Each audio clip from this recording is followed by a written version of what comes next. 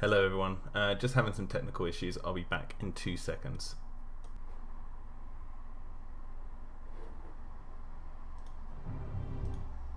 Okay, hopefully we're back. Hopefully this works.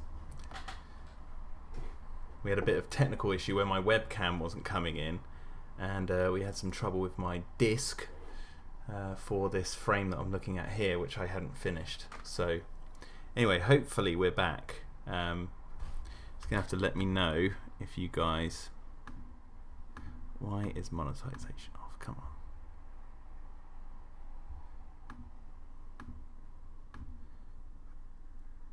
on. Okay, there we go. Hello, Freaky Boy John Dog. Hello, David. What's your opinion on the Joker movie? Don't really care for it. Simple as that. Hang on a second. Okay, that's working. Right, now I need to just bring up. Basically today we're going to be working on backgrounds and stuff. Nothing too crazy yet. So I want to open this one because we want to match the lighting of this room. But first we really do need to go in and do all the detail. Might just make the American flag GIF I've got a bit smaller because I realised it's encroaching on the image. Let's make that a bit smaller. Oh, and let's put some music on. How about that? How about that? Might make the Mega Raptor a bit smaller as well.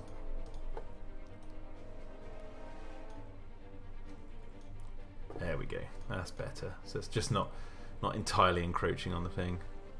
Yo, Krask. Okay, so let's organise this. So basically what we're looking at here is the result of me trying to paint with one hand on my, what do you call it? The mouse pad on the laptop. There's a name for it, but it's escaping me right now. The trackpad, I think that's what it's called. One-handed. So you can see, like, it's really messy. So I really do need to sort this out. And this will be one of the final backgrounds for this room that I need to do until I, edit when the characters are in there. Because it usually works with Dino-Defenders that I'll, like, work on a load of backgrounds that I know I'll need. And then when I come to,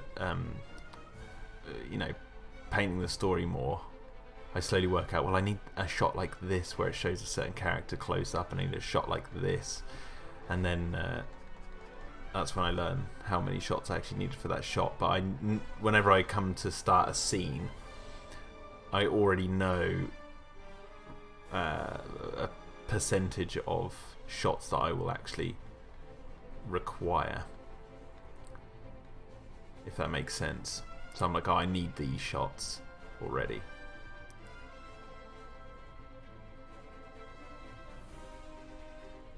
Freaky Boy says, just realising there hasn't been much to talk about for Jurassic World recently that isn't Dominion's set leaks.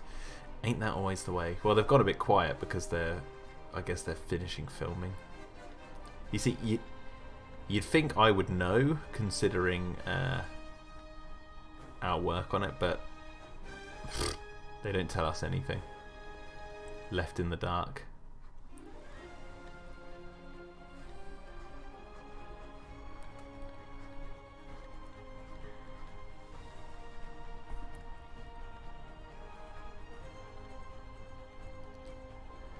The Acro34 asks, so when will the next episode come out? I haven't got a date yet. It's just when it's finished.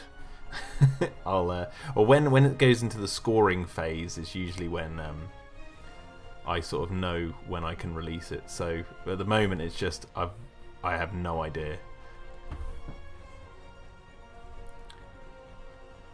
No, David, I haven't read the I Survive books. He also asks, actually, what are your opinion on the Predator movies? Love number 1. Love number 2. Number 2 might be my favourite of all the films. Predators is alright. I don't mind that film. It's got some really good bits. It's got some really cack bits. But it's alright. It's got some neat ideas. And The Predator sucked ass. Sucked ass.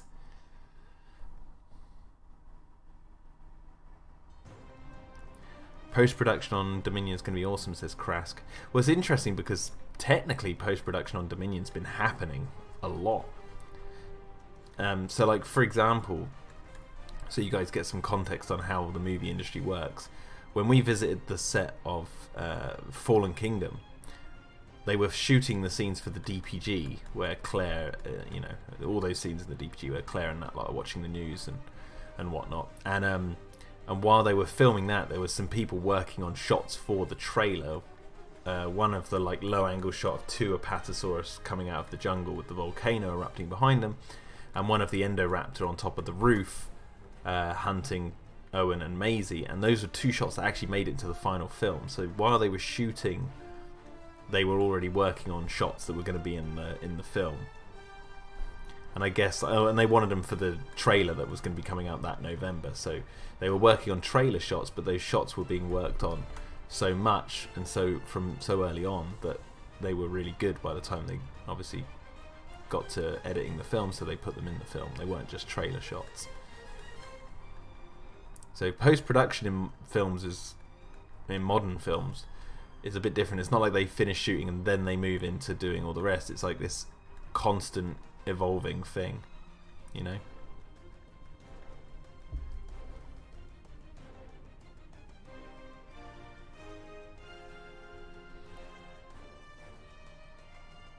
No, David, I have no plans to go to Japan and get King Kong stuff.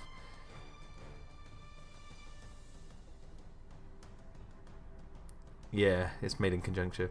The Agro Faithful said, will we get to see 4 new species since it was mentioned that there were 9 and we have seen 5 of them? Yes. Yeah, you're gonna pretty much see every dinosaur that was created in episode 4. Maybe except for 1? Maybe. But we'll you're gonna see a lot. There's gonna be a lot more revealed in episode 4. Now, how did we draw those? They're slightly different. Just getting all the detail right, you see.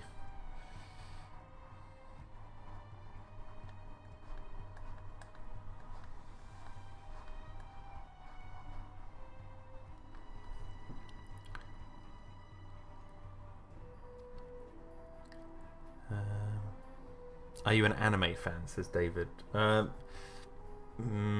would say I'm a fan of things. I like Cowboy Bebop, and I like the first series of One Punch Man. I haven't seen any more than the first series of One Punch Man. Is my point. And I like Studio Ghibli films if they count, and I like Your Name is a film that I really like. One of my favourite films to come out recently, actually. So I'd say yes, but I'm not like into all these TV shows that people get obsessed with. I used to watch Gundam Wing a bit when I was a kid, but I couldn't tell you anything really about it now. Shinobi Free says, since they plan to make more films after Dominion, do you prefer if the franchise took a little break or go straight to the next story after Dominion's release? Personally, my own personal opinion on this is I wish that the Dominion was the last and final film that we ever got. But if they're going to continue it, if they had to continue it, then I'd say take a break. Like, let the dust settle.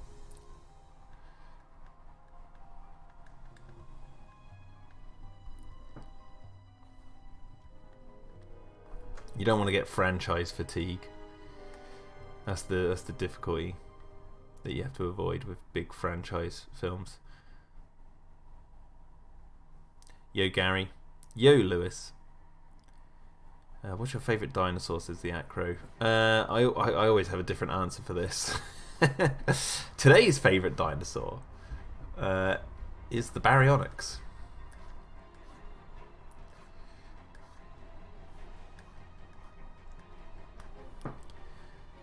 Favourite ninja movie and favourite fantasy, says David. Oh my god. I actually have no idea what I would class as my favourite ninja movie. That's a very specific genre I'm not too familiar with.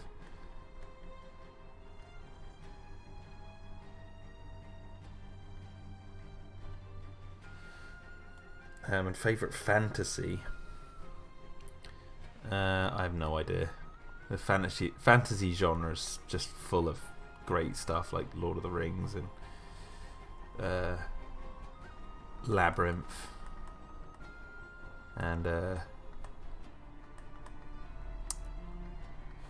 mean, you could class things like Pacific Rim fantasy, I guess, but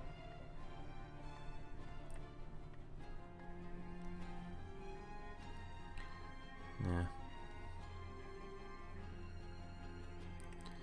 Freaky Boy John Dog. So far, I've been watching the Ghibli films. Now they're on Netflix and they're so beautiful. Mononoke may be my favourite so far. Yeah, Princess Mononoke is a great one. Really good. My favourite, I think my favourite Ghibli film is The Wind Rises. That's probably my favourite one. I saw that one when it came out, and we've got it on Blu-ray here, and I fell in love with it. I just love that movie. But Laputa Castle in the Sky was one I enjoyed before I saw The Wind Rises. That one was my favourite. Hello, Titan of Serpents. Yo, Jurassic Unicast, how we doing?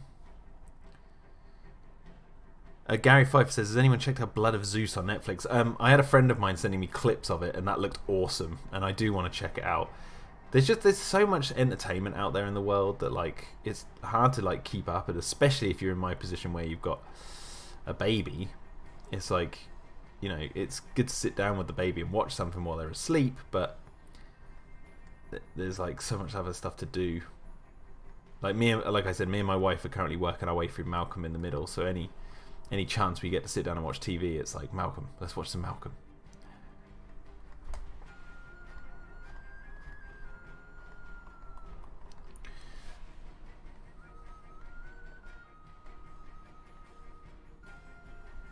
I have to say, I appreciate all of the hard work you put into the show and the behind the scenes in the streams, as well as your interactions with fans. You are awesome, says the Acro34. Well, thank you very much. That's most kind of you to say.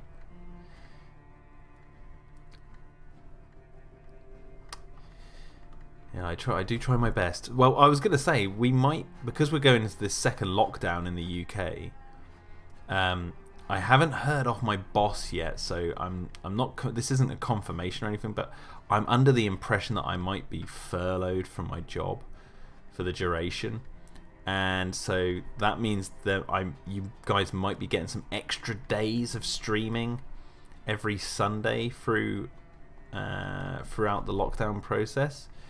If that happens, obviously I haven't had anything confirmed yet, so. I don't want to get your hopes up, but that's the plan that I have. Every Sunday, I'll do a stream like this. So we're gonna see if that happens.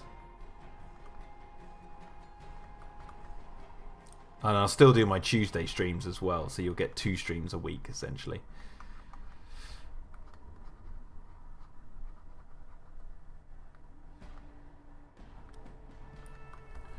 I'm actually trying a different strategy with episode 4 than I did with the other 3 episodes, which is I'm doing a lot of the backgrounds first in a lot of different scenes, and then I'll add the humans in. But I'm doing like a bulk of backgrounds, so then they're all done, and then I just have to add the people in, and then. But I'm just sort of seeing how this goes. I know I did a lot of backgrounds first for episode 3, and that seemed to work quite well, but there's more. I'm doing more backgrounds first for episode 4, so we're going to see how this works, and these live streams help because I get to just get the backgrounds done, and obviously the spoilers are very minimal in just doing backgrounds. So yeah, Jurassic Unicast, all of Malcolm in the Middle is on 4OD, so we're watching there. Shinobi Free asks, your favourite sitcom of all time is probably Red Dwarf. If you haven't seen Red Dwarf, I highly recommend it. It's a British sitcom, but it's a sci-fi sitcom. If you watch Red Dwarf, you'll see exactly why I make the Pterodome episodes when I get the chance to, when I can. Speaking of Pterodome episodes, actually, you guys, obviously I went away for a week I went to visit the in-laws in another part of the UK, and while we were there, obviously I couldn't live stream, so I managed to edit 2 videos for you guys and upload them on different days. One was a really old video I recorded back in 2016 where I played E.T. for the Atari 2600 for the first time, which was quite funny. I just found this old video and I was like, why did I never edit this? So I thought it'd be funny to upload it. And one was behind the scenes of Terradome episodes. And when I was editing the Terradome behind the scenes and outtakes video, I was like, oh man, I really want to make another one of these soon. So, but then this lockdown's happening, so I don't think my friend Will be able to make it over to the house to film a Terradome episode, unfortunately. I really do want to make more of those in the future, because they're fun. But yeah, if you watched Red Dwarf, you would see exactly why I make the episodes of Terradome the way I do.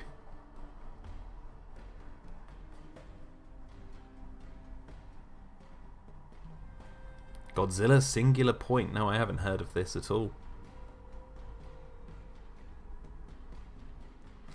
Krask says Primal's first season. I did manage to watch the latest episodes of Primal. My God, they were good. Really, really good. Why no one's talking about that show more, I have no idea. It's really annoying because I don't want to like spoil it for people, so I have to sort of keep my mouth shut, because people who haven't seen it, I'd say they're missing out.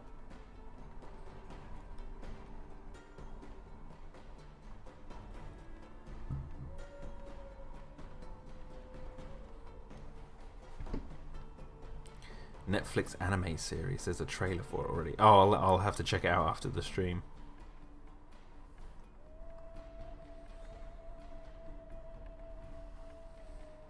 Yes, I have seen the American Psycho movie, David.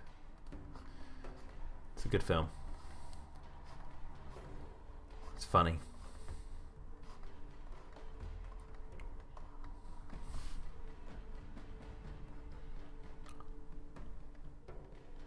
American Psycho.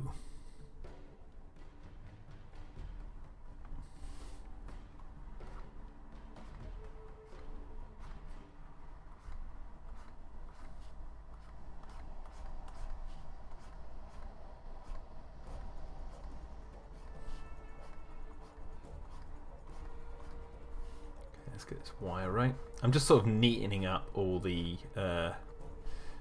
edges, because as you can see, there's all these like really rough edges, all because I was trying to paint this while my baby was asleep on me. And then she woke up, so I had to abandon this, and I thought I'll finish it on a live stream.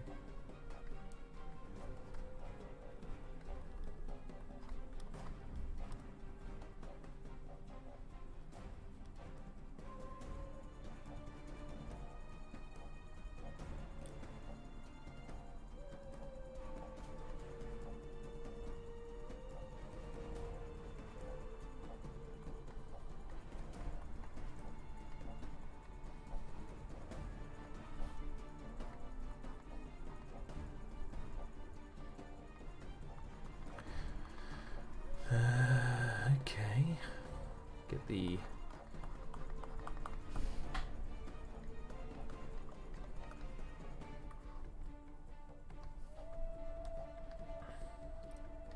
see, like this like gas canister. If I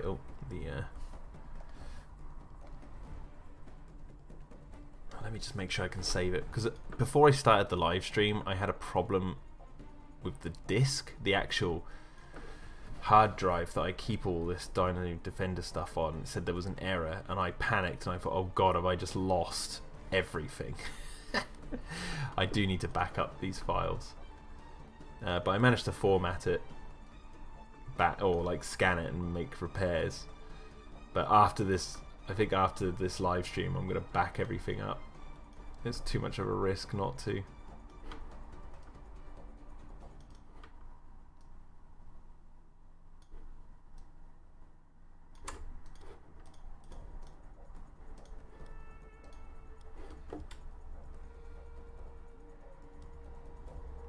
Have you read any of the Terminator comics? The only Terminator comic I've read was Alien versus Predator versus Terminator, and that was when I was a kid. I must have been like 13, 14 or something back in the day. That's the only one I picked up, and that's because I like Terminator, but I'm a big Alien fan. So I was like, Alien versus Predator versus Terminator. How are they going to pull this off? So I read that comic book when I was a kid, and it was dumb fun. I remember.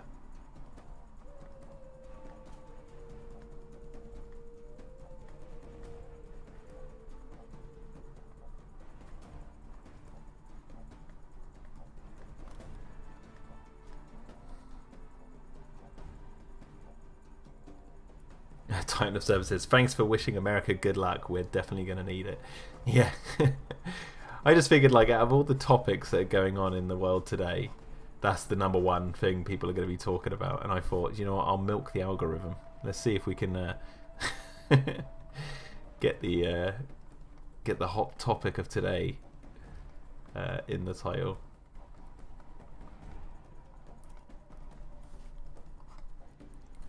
Good luck, America. Good luck. See you on the other side, America.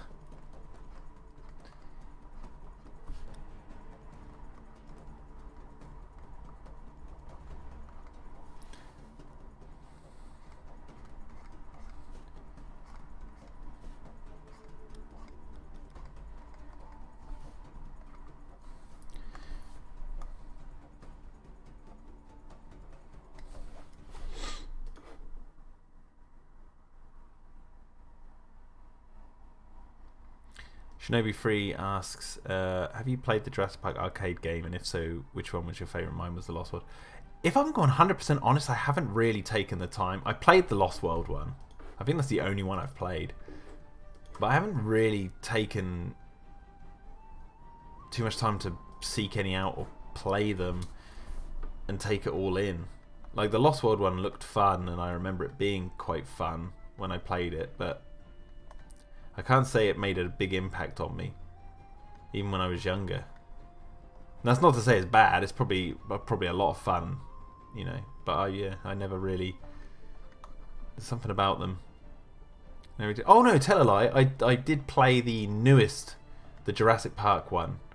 I think it's just called Jurassic Park, and it's like it's the one where the T-Rex and Spinosaurus fight on Nublar. And the T-Rex throws the Spinosaurus down a waterfall or something like that. Or throws it over a cliff. I've played that one. That one was a lot of fun.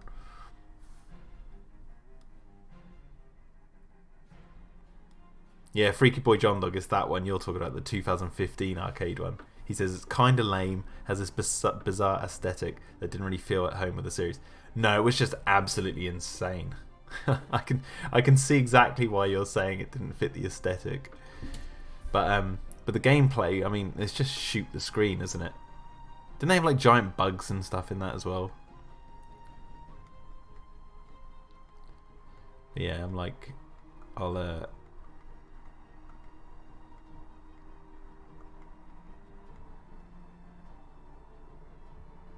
I'd say that one was quite fun, but it definitely didn't feel like Jurassic.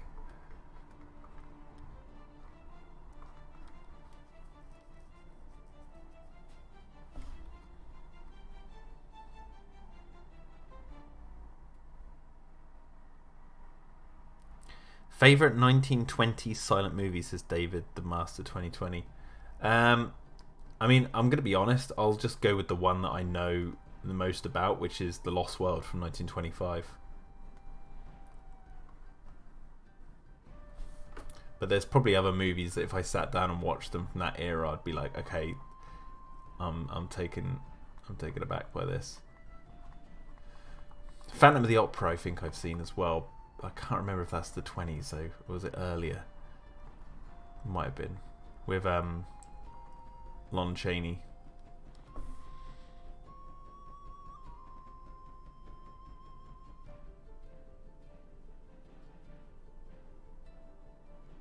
Freaky Boy John Dog says, it's also weird how, despite coinciding with Jurassic World release, it has nothing to do with the movie.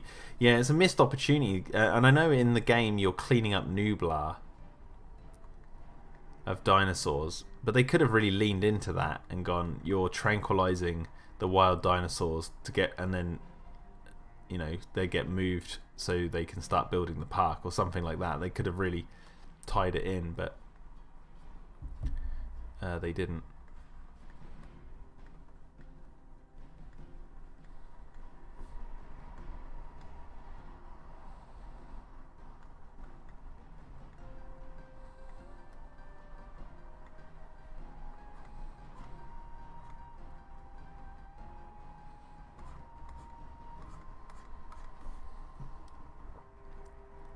Oh, Metropolis, yes, Krask. Yeah, thanks for reminding me. Yeah, Metropolis is great. Was that 20s though? Was that 20s or was that earlier?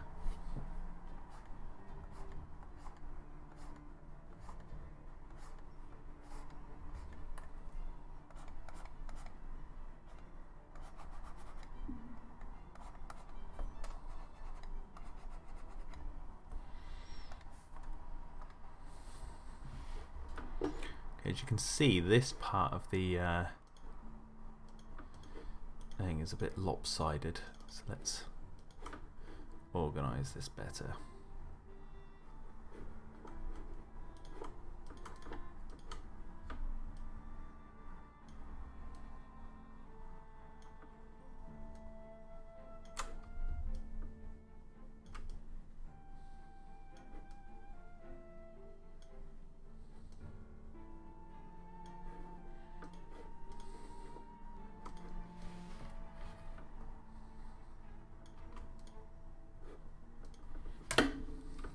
See you later, Titan of Serpents, and good luck.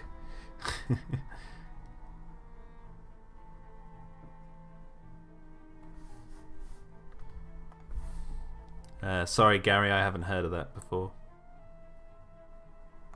No, I haven't read any of the Indiana Jones comics, David.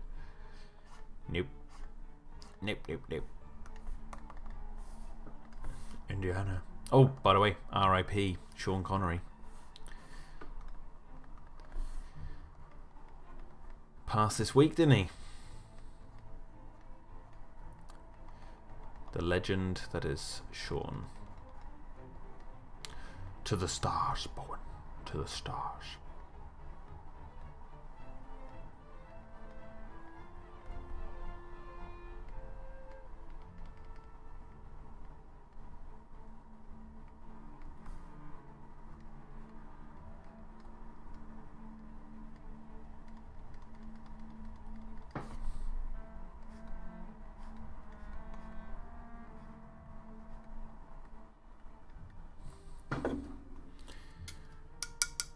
David says, have you seen Peter Jackson's Heavenly Creatures? Yes, I saw it when I was, God, I must have been about 12 or something. I was really young, but I have seen that movie.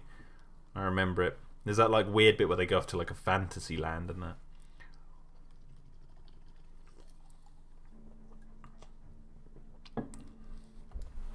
Yeah, Freaky Boy says, I'm really sad that Dark Horse no longer holds the rights for the Alien Predator series. Now that Marvel are making comics for the series. Yeah, I'm not. We'll see what they do, but I don't know. I'm not a massive comic book guy anyway, so. But that's me being sort of selfish. I hope they do well with it. I probably would, even if they did well, I probably wouldn't read them. But for other people who do, yeah, I can see why you're worried.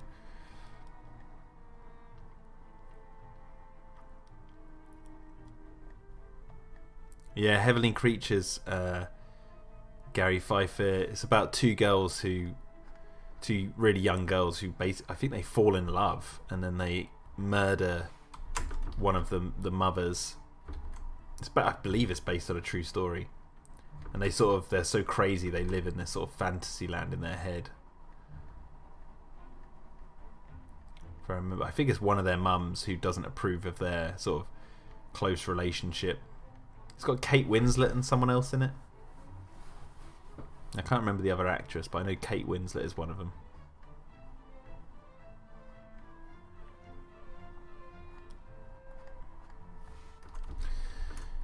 Okay, so let's let's start to get this looking a little bit more like this. So let's get the colours. You know, even better actually. Just steal it. Just steal it. Steal it and merge. That's what I say. Because you can just do this.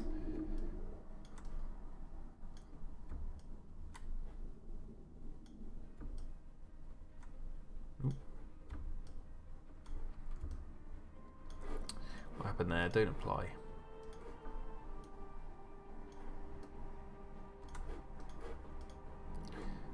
There we go.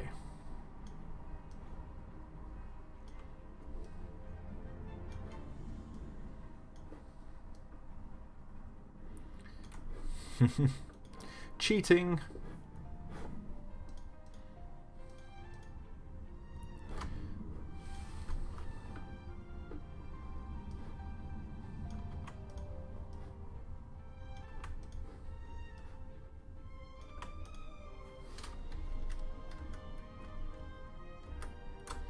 Yeah, I'm sad about the Fox merger.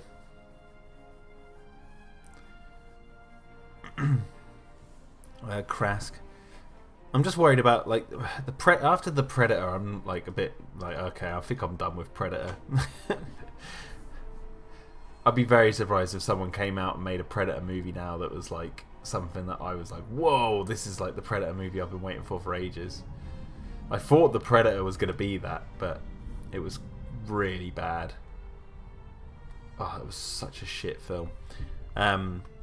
But Alien is where I'm more worried, because I want to know what happens with David. Like, if they finish David's story, then I'd be like, okay, whatever, do whatever you want. I just want to know what happened with David when he flies off with that ship and all those people, all those embryos and whatnot. In, you know, I want to see the results of that.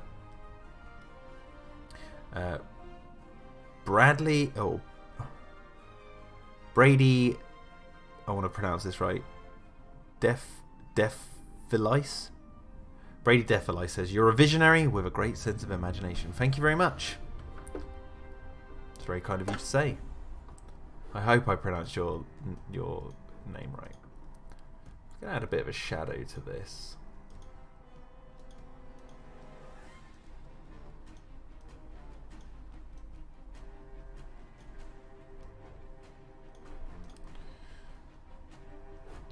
Get the room right. I've got to remember there's a bottle of water on the side. I'm also going to steal this little thing. Whatever this thing is. This hospital thing. As I said this on a previous stream. I know, Brady, what you just said. But a lot of this is like just made to look like it functions, but there's absolutely like no no real world application for a lot of this stuff that I draw. Like it just looks like it could work. That's the way I draw stuff. I think that was what they did with Alien. That's where I got it from. In the making of Alien, they said they just wanted to make the ship look like it functions, but there's like it obviously doesn't. There's a lot of like real world stuff that means it wouldn't.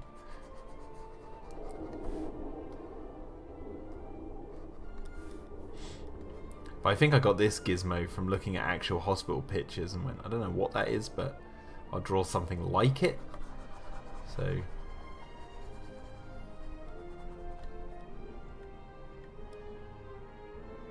Krask says, let Ridley finish his story.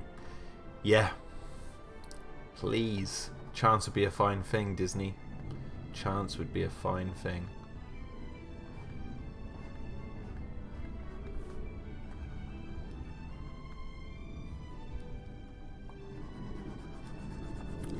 David asks, how many Daniel Day-Lewis movies have I seen? There Will Be Blood, Gangs of New York. I think that's it. I could be wrong. My memory could be shot, but I think that's all I've seen.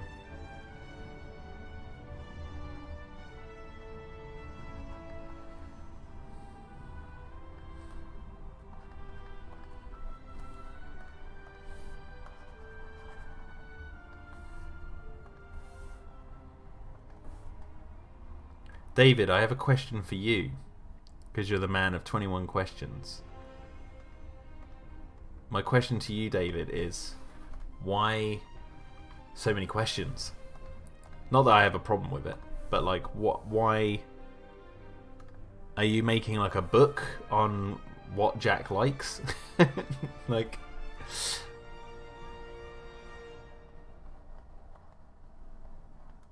you kind of remind me of oh god, who used to come to the streams? What's his face? Or her? I don't think I ever really got an answer. Oh, I guess him. The name Jacob. There was a guy called Jacob Arnold who used to come to the streams. He used to also ask 1,000,001 questions. You remind me of him.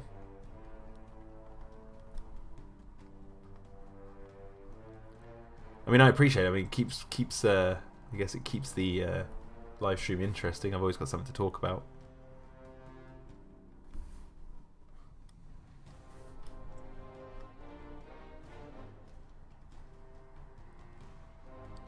No, I didn't say I want you to make a book about me.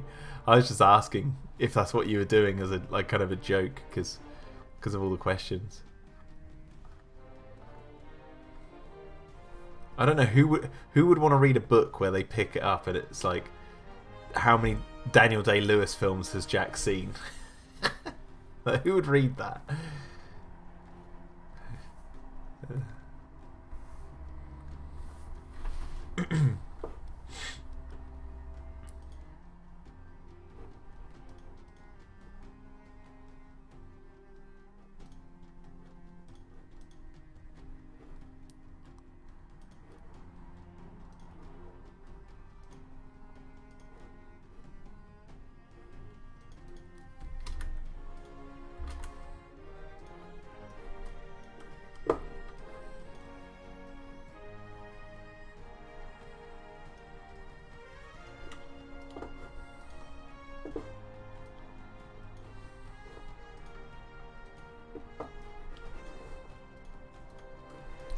Okay, let's get that there like that.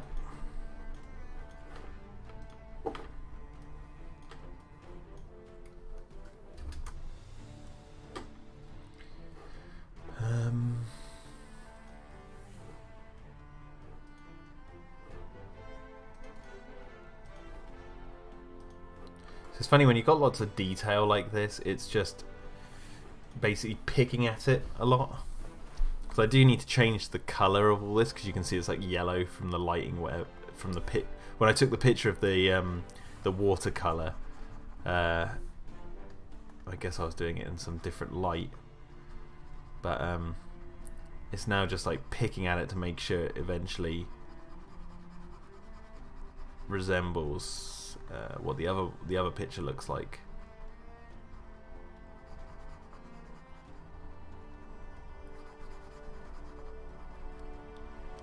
And then it's like choosing where to go. So I just put the wardrobe in, but now I'm editing this. So there's no like rhyme or reason to any of it.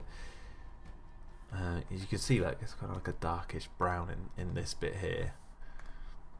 Oh, that's the wrong one.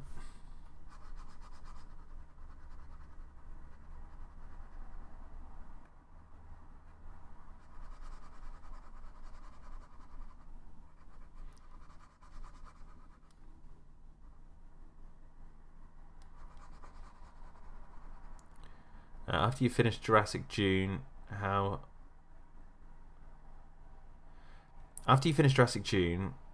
has the dinosaur movies come around after I finish? Sorry, David, I don't understand the question. I apologize, I do not understand the question you have put forward.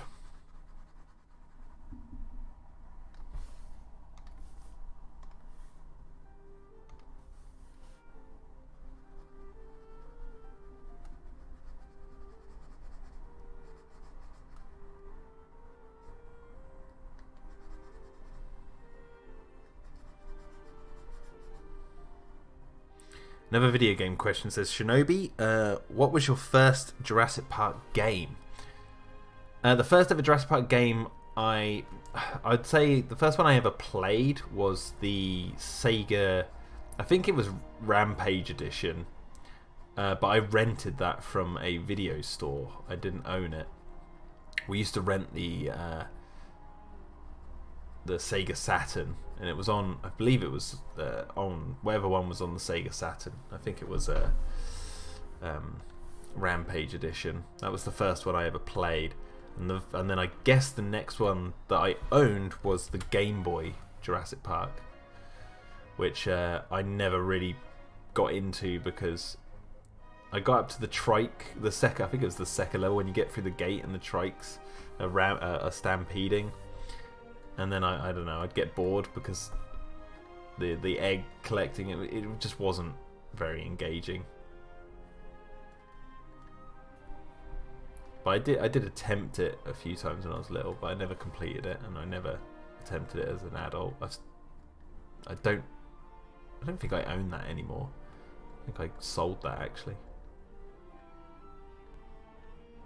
Unless it's like somewhere hidden. Heck, it might still be in the Game Boy. I've got a Game Boy. It might still be in that, actually. It'll either be that Jurassic Park game in there, or Super Mario and the 6 golden coins, or whatever. Super Mario World 2 and the 6 golden coins. That game I loved. I remember completing that when I was on holiday in like Tunisia when I was a kid or something. I think it was either Tunisia or somewhere in Spain.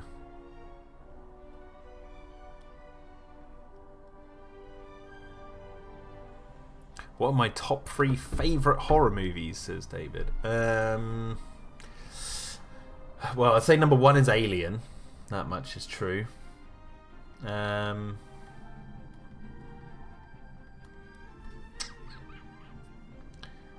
Alien.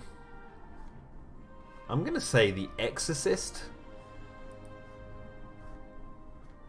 The director's cut of The Exorcist, mind you. And this is hard. Maybe it's a toss-up between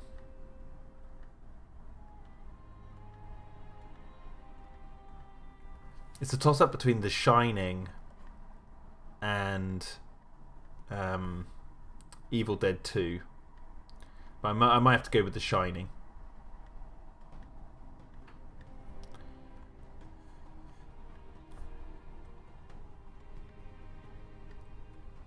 The Shining.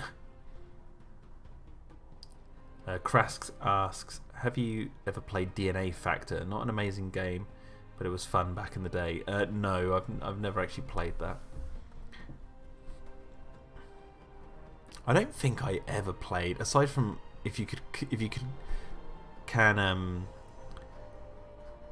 class Jurassic Park Operation Genesis as a Jurassic Park free game, which I don't think but it had the T-Rex versus Spinosaurus on the cover, and it came out a couple of years after, but I don't know if anyone would class that as. But I don't think I ever played any of the Jurassic Park free games, if my memory serves me correct. I think DNA Factor was one of those that came out at that time, right?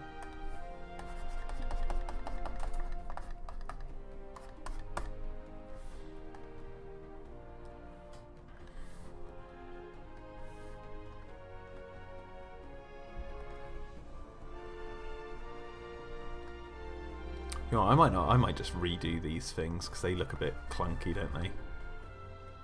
Oops. Just get rid of them. And sort out the sort them out after this. So get rid of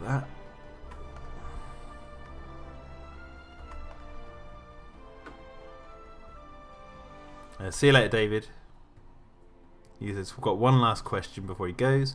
What are your favourite movies from the 30s to the 60s that are not monster or dinosaur? From the 30s, I would say Frankenstein from 1931. The 40s, I would say... Oh, that's a hard one. The Invisible Man, I believe that's 1940s. The Invisible Man.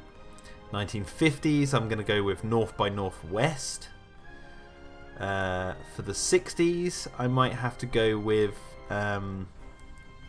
someone might have to correct me here. The 60s, I'm going to go with Jason and the Argonauts. And that's it. That's where you got up to. Jason and the Argonauts. There we go. Here's your answers. Oh, I could say I said monster, but I don't know if you could class Jason and the Argonauts as a monster movie. That might be my favourite fantasy movie, by the way. Jason and the Argonauts. That is my favourite fantasy movie. Who's in the hospital bed, says Gary Pfeiffer. I mean, I'll say this, Gary. You want to know? The answer is on screen right now. But I'm not going to tell you where.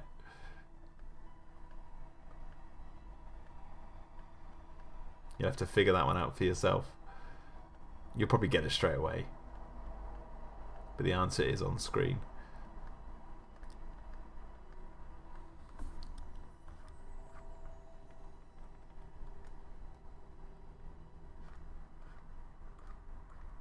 Okay, is that still in that? Yeah.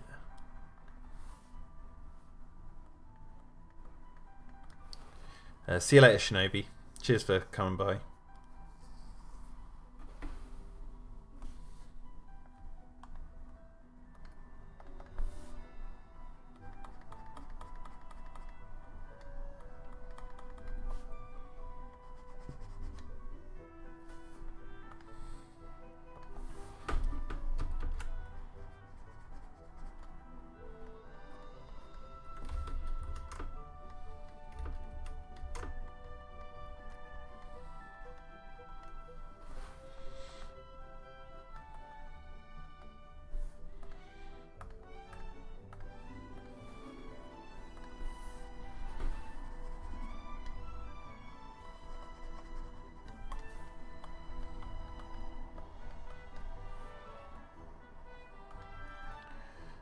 Actually make those smaller.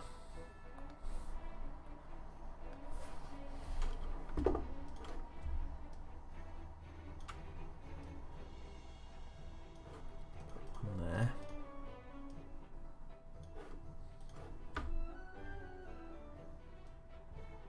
The Megaraptor is in the hospital bed. Yeah.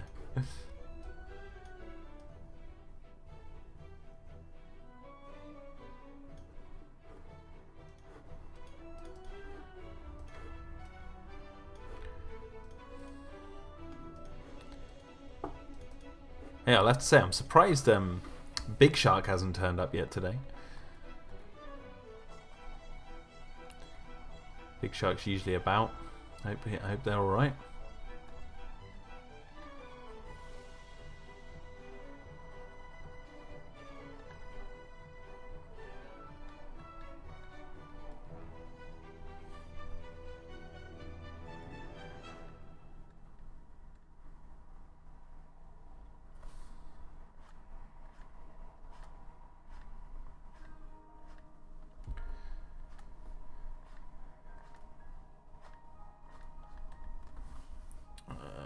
Okay, let's... I wonder if I can kind of, again, cheat a little bit by stealing these things and then neating them up. The defibrillator. The defibrillator.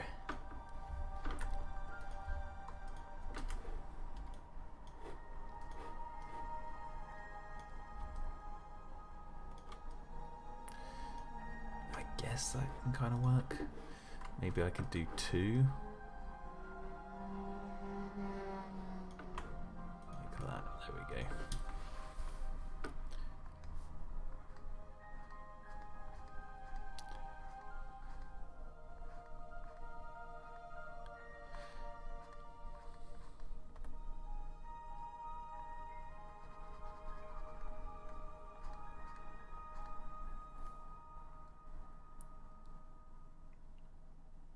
Gary Pfeiffer says it's always December 25th in heaven.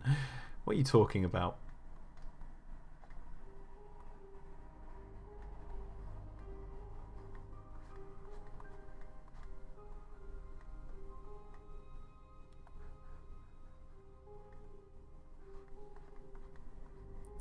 One of the things I was gonna do on today's stream, but I don't know if I will now. Maybe I can look into it. But I found this old C-SPAN speech by Michael Crichton about junk food journalism, as he calls it, talking about how the American news media is going to go down the pan within the next few decades. And he made this speech in 1993, and I was gonna put it on in the background while streaming and then just sort of talk about it, because I thought it was quite interesting and topical. But then I realised actually I don't know what the copyright is for that, so I don't know if I want to risk having the stream taken down. But I'll look into it, because that would be something I'd like to do. And it's also a speech by Michael Crichton I don't think many people know about.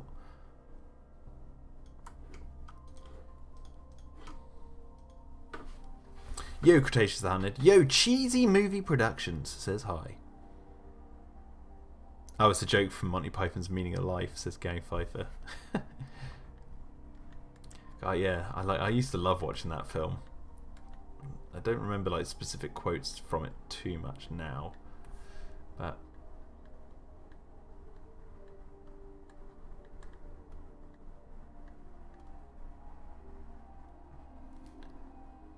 Cretaceous the Hand says, thank you for saying good luck America, because I'm American. There you go. Good luck.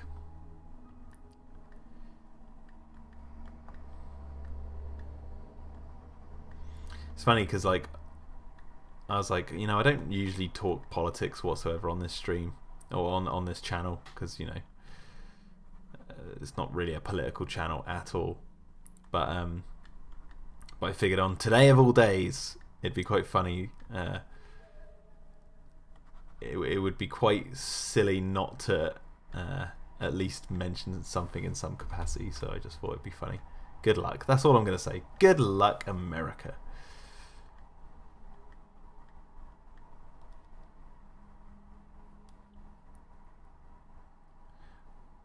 Cretaceous the Hunted asks, what's your favourite dinosaur? Well, earlier on in the stream I said Baryonyx, but now it's changed.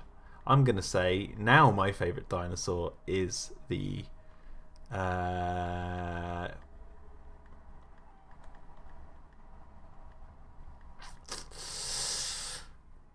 Kentrosaurus. Why not?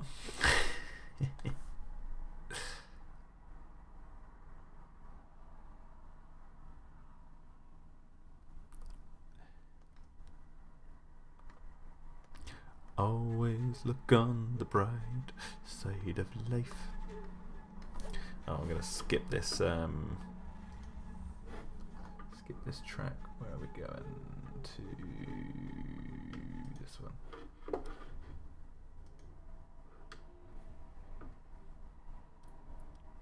Freaky Boy John Log says, seems like the connection to the stream is better, so I figured I'd return. Yeah, I don't know if it was just my end, but I was having a bit of issues with the stream when I started, at the very start. I was having some issues. Hopefully it's all fixed now. Hello Zool, how are we doing?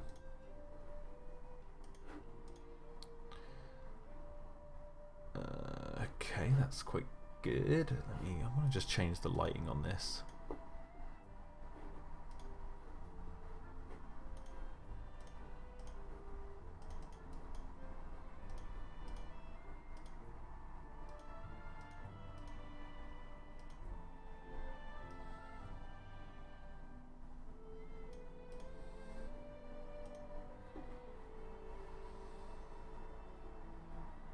Favourite dinosaur is the emu, says Krask.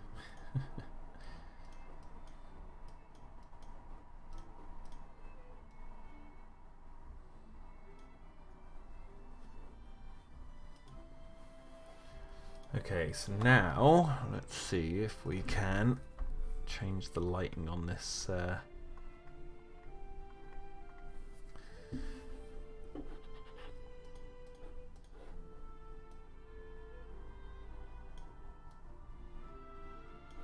Oh no, what are we looking at? So this They're all kind of like subdued colours, aren't they?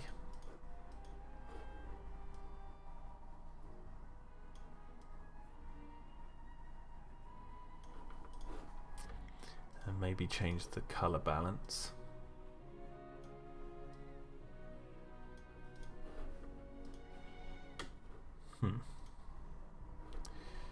Just need to basically change the lighting so I can use the burn tool to highlight some of the areas here, darken some areas around here, and really make some of these details pop.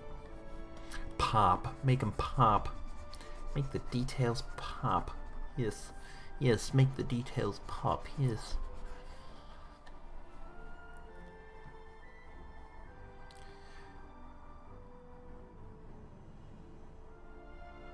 Your Rexy version 4 is almost finished, Sizzle. Dude, that's looking great. I have to say, that's one of the, from what I can see so far, in terms of its visual look, that's one of the most accurate fan T-Rexes I've seen. It's very good. I'm very impressed.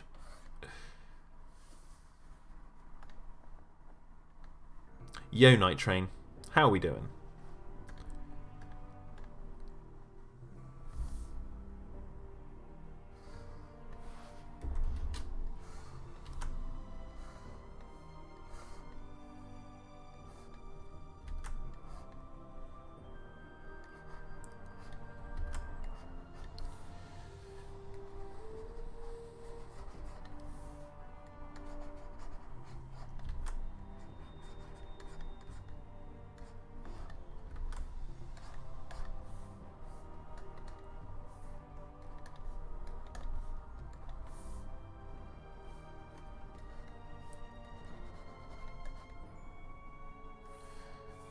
Okay, that's pretty good.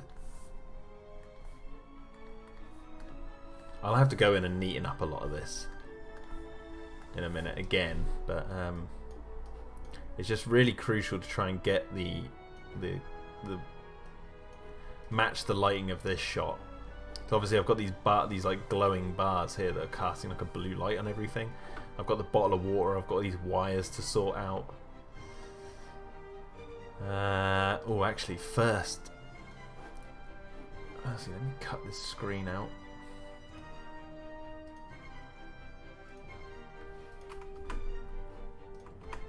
There we go. Azul says, thanks, Jack. Yeah, I've collected multiple imp pics of the T-Rex in Jurassic World and Fallen Kingdom, and even got my Carlton AR app, so I can just look up the model's proportions. Good to know people like it. Nice. Krask says, whoever's in the hospital bed, I've got to say, sleep tight, don't let the Fiji mermaids bite. Hey, you want to know who's in the hospital bed? It's on the screen. I'm not hiding it. It's right on the screen right now. You just have to look hard enough, you'll see it.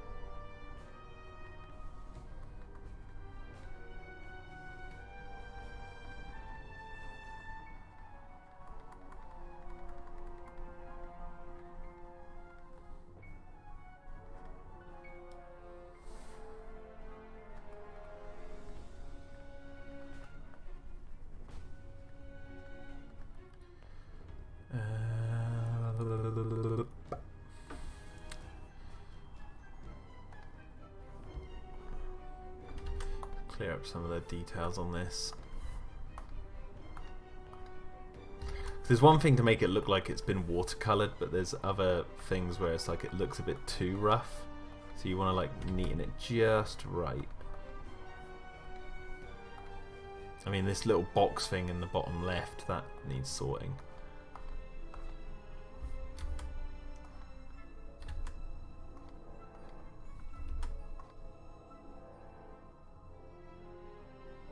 Krask says he sees it. Zul says, just a note, I'll be driving in a few minutes, but I'll return when I get back home. Okay, sweet. I'll be streaming for another 2 hours. So you got plenty of time.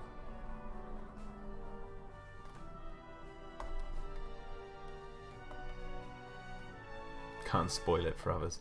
I don't mind. It's not like to me that's not a spoiler. I mean, it kind of is, but it's not one I'm actually worried about because this. I'm going to be honest. There's so many big spoilers in episode 4 that this is kind of a minor one. And I figured that if people work it out, then who are interested, they can. It'll make their minds go, "Well, hang on a second. How? How is that possible?" Yo, Tommy. And he says, I think I see it. Yeah. Because this is the thing, right? Talking about spoilers. Like, when it comes to big Hollywood movies and that, like, they spoil a lot in the trailers and stuff because they're appealing to huge audiences around the world who, you know, they're trying to get the most amount of people in seats. Whereas and there's obviously, like, this huge boardroom of people who are deciding what goes in the trailers and what image will sell and what's good for billboards and all that crap, and they don't particularly care about, so unless it's something like, you know, and I use Fallen Kingdom as the example because they were terrible at promoting. Well, they were both genius and terrible at promoting that film. So they were geniuses in like they knew how to really market that film and get people excited, but at the same time they were idiots because they put the bloody last few shots of the film in the trailers, so it really ruined it for some fans, or for a majority of fans, should I say. Because, you know, when does that happen? You put the literal final shot of the, aside from Blue, you put one of the final shots in the trailer. But anyway, besides the point, with this series, like, it's just me, and I figured that I can control the spoilers how I want them to be controlled. And so, you know, Fallen Kingdom kept its biggest spoiler, which was Maisie as a clone. No one really knew that was coming at all, I don't think. No one saw that one coming. That was the biggest thing, and they obviously didn't put that in the trailer. And it's the same as like the T-Rex in Jurassic World. They kept the T-Rex from the trailers aside from its feet and maybe a glimpse at its head when it's eating the goat. But they wanted to keep that away from the marketing materials aside from that little render of it on the websites or whatever, which wasn't even accurate to the film. But yeah, with the spoilers in this show, I just want to like make sure that I release like the deaths. There was one death in one of the trailers that Bill's death was in the trailer for episode 3, like the way it jumps up towards his head, but you didn't actually see the final result, but you knew he was going to die. But that sort of thing I'm not going to do for any of the other episodes because I want to keep it all fresh. But there's so many big spoilers in episode 4 that things like what you can see on the screen now, that's nothing. That's really nothing compared to what else is in the episode. So I'm not too fussed about that.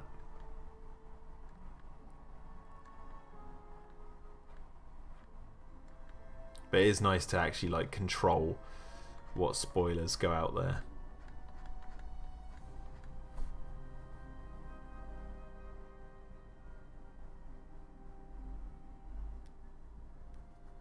You're killing the American flag. Well, what took your country so long, says Gary Pfeiffer. How am I killing the American flag? What is that with the Megaraptor?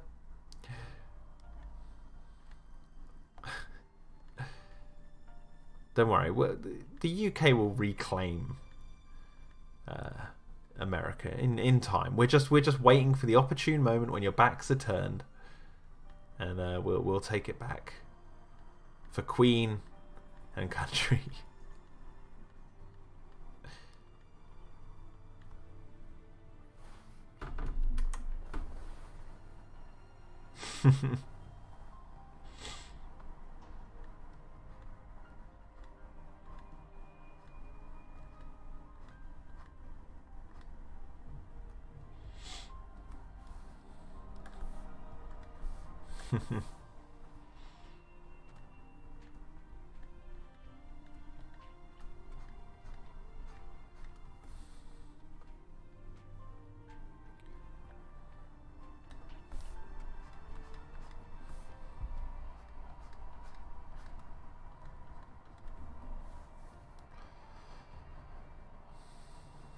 The hospital bed, gas tank, showing the flag on screen, the whole thing. Oh no, yeah, yeah. This is a hospital bed for America. Let me. There you go. Oh, why can't I grab it? Oh wait, it's the wrong one. That's why. Hey, come on. What's going on? There you go. America needs a shot of life in it. Nah, America, you'll be alright. You'll be fine. You'll be fine. Don't worry about it.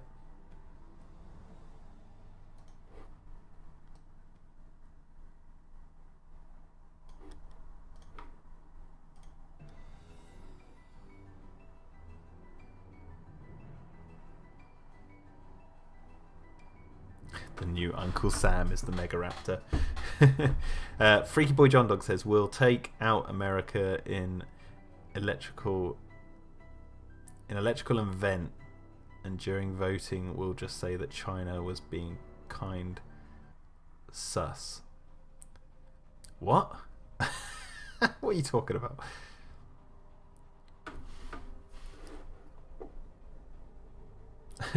Look at it. Statsis Micorum, says Gary Pfeiffer. For those of you out there who don't know, that's a type of dinosaur. I'm Statis Micorum, and I approve of this message.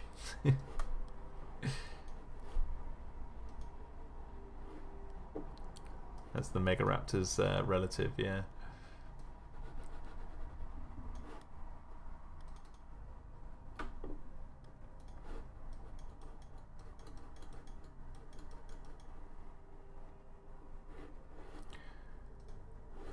I'm Stancis Micorum, and I approve of this message from Megaraptor.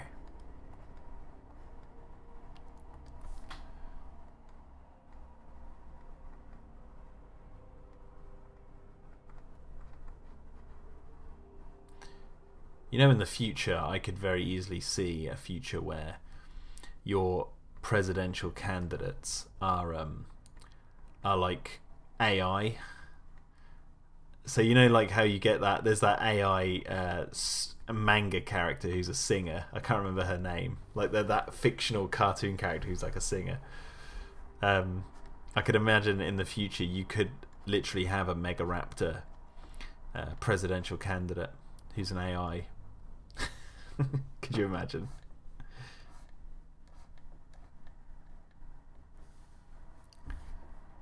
And it's going up against this. It goes up against a progressive compy, like pro compsognathus or whatever. How do you pronounce the name?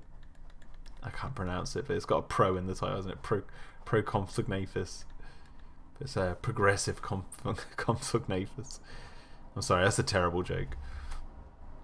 Delta Flame Storm says, I can't wait to play Jurassic World Evolution. It finally comes out on the Switch. Enjoy Jurassic World Evolution on the Switch. Jurassic World Evolution coming on Switch. Yeah, enjoy it. I'm not gonna get it personally. I didn't rate that game too highly, but whatever, mate. Whatever.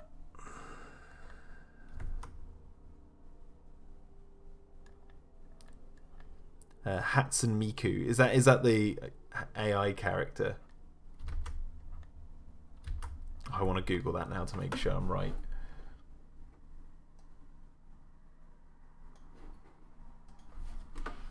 What is it?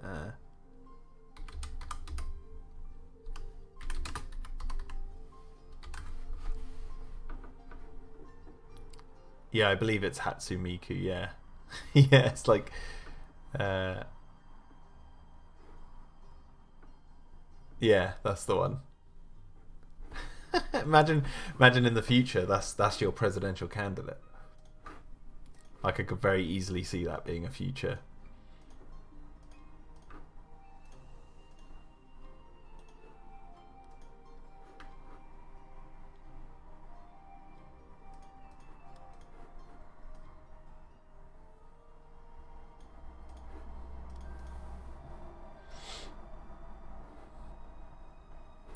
Okay, let's get the wires right for this. For this.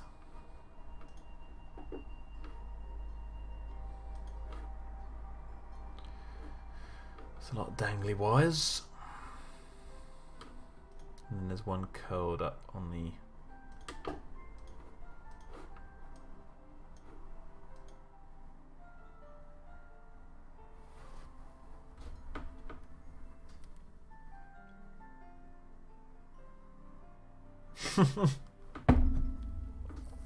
Freaky Boy John Dog says, I love how I explained my joke earlier and Jack missed it, so he thinks I'm just being lame.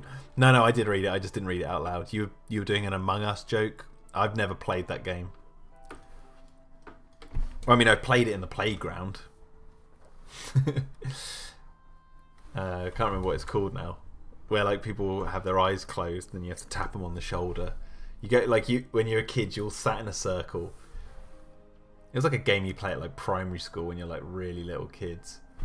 But you'd sit in a circle and then everyone would close their eyes and one of you would go round and tap them on the shoulder and then sit back down and then you'd all like vote on who you think it is and stuff. Like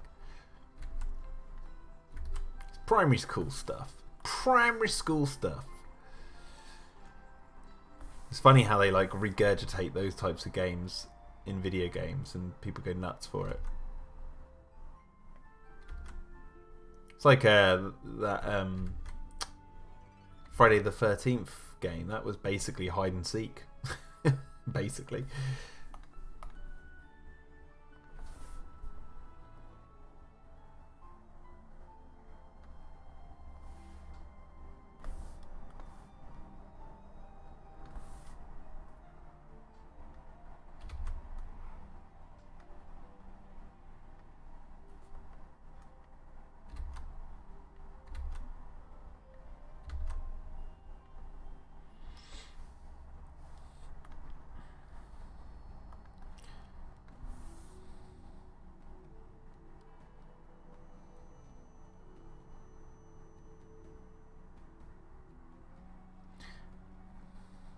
Krask says presidential election of 2343 will be AI T-Rex versus AI Spino. Could you imagine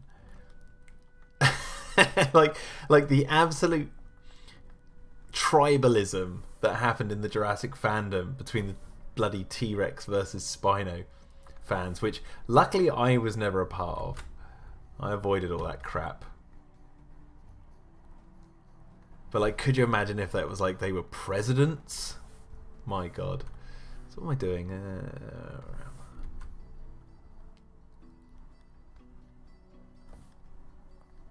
I just realised I'm drawing it all on this level.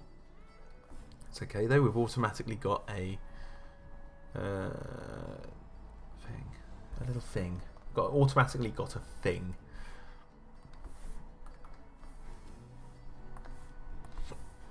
A shadow is the word I was looking for.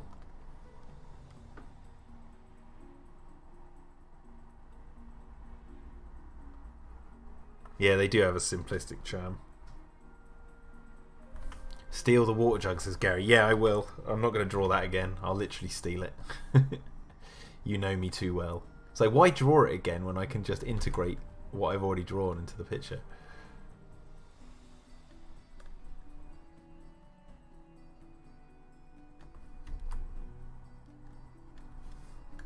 Actually, what is that? It's like a plug thing on the end. That's easy. Let's do it like that.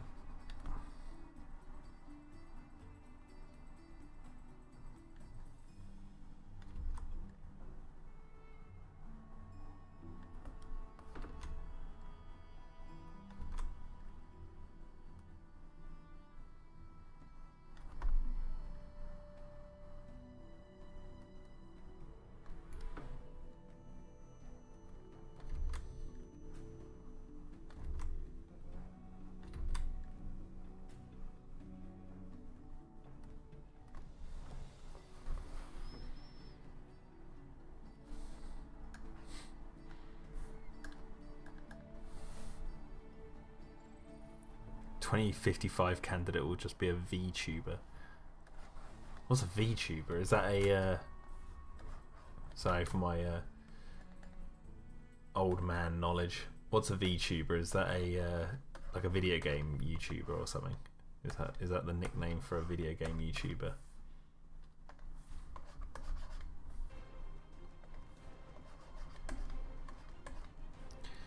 Am I being a boomer?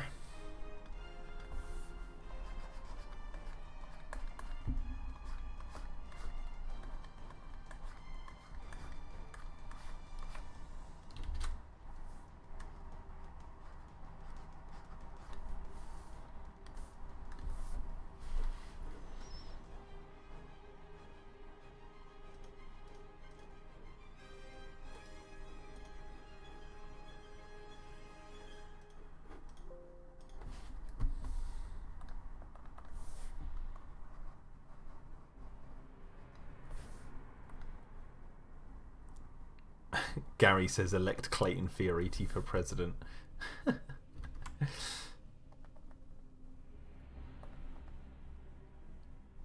Clayton as president, that'd be hilarious. His catchphrase would be "take it easy," wouldn't it? Virtual streamers, says Freaky Boy. Okay. Virtual streamers. Oh, they use a motion capture avatar. Yeah, that I could imagine. And then you'd never know who the actual president is. Like, it could be anyone controlling it. You know, someone kills the person who was actually president and then replaces them. And no one knows because the avatar obviously is just the same, remains the same. They have no idea there's like a political coup going on in their country. Dun dun dun. Hi, I'm President Clayton. Take it easy. I'm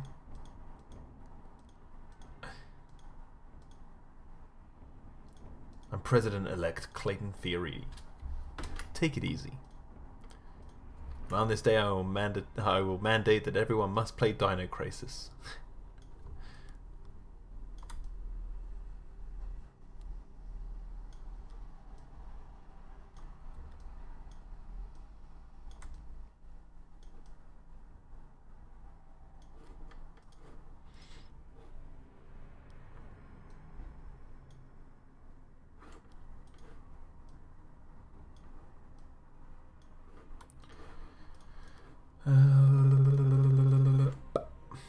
Let's see now what are we up to. I'm gonna actually merge everything so it's all on one. Do you just want to make this lighter?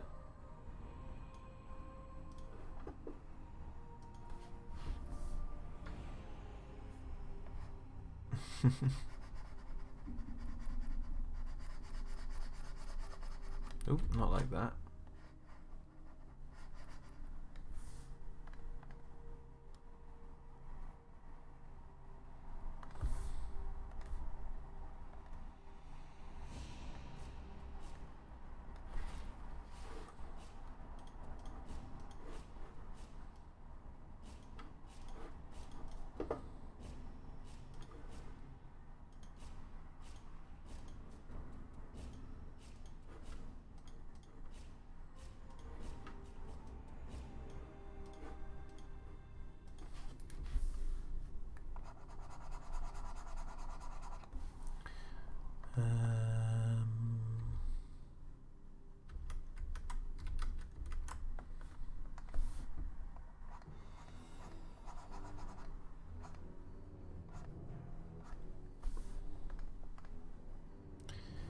Okay.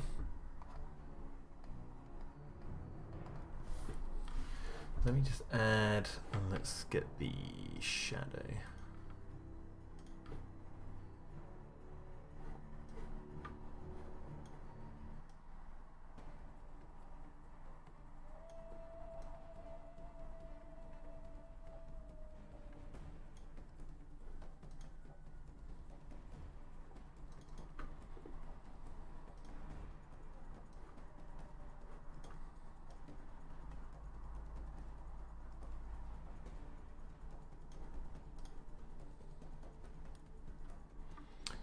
Okay, that's not looking too bad, but what I want to do is convert that to a smart object.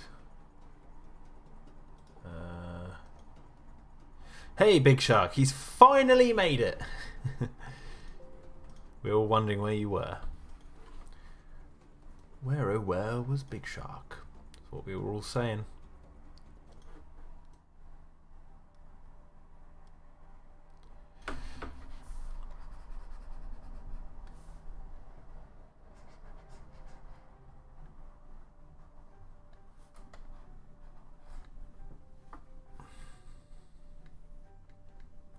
Nah, don't worry. You don't have to be sorry. You're fine. You're fine. You came halfway through.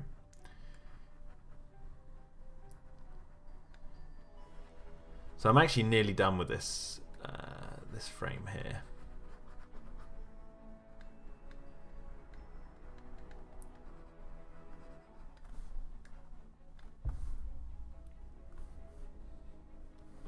You know what? Actually, I'm gonna redo this. Get rid of that. What I want to do actually is I'm just going to cut the top out.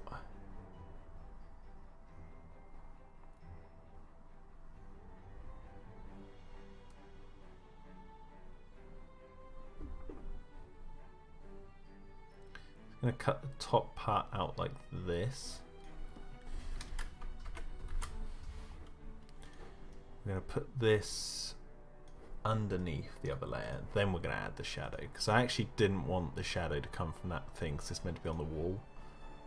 But so let's add shadow, and then let's add it as a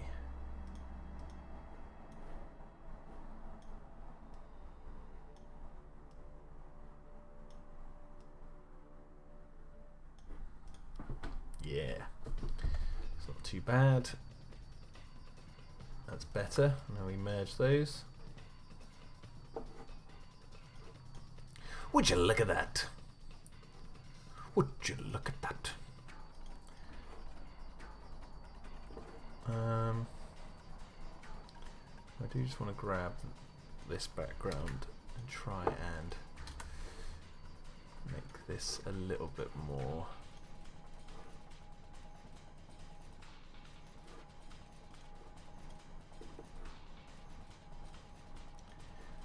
Use the dodge tool.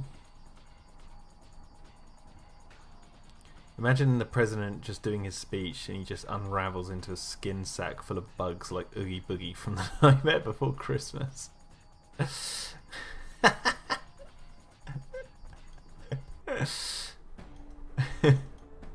funny. It's just like, hey guys, watch this. Gary 5 says, that's how I view Trump. Trumpy poo. Yeah, Big Shark, thank you for the super chat of $5. That is most kind of you. Thank you very much.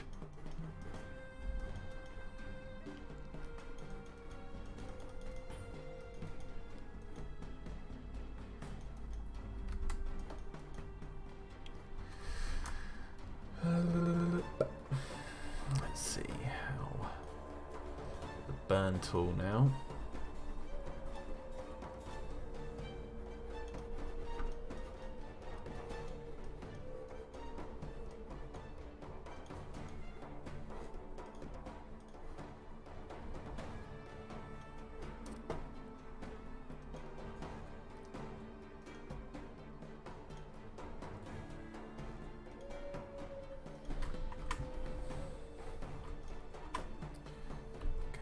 That. You know what, I want to actually neaten up this outline of this because this looks a little bit rough. Just put a little bit thicker lines around it.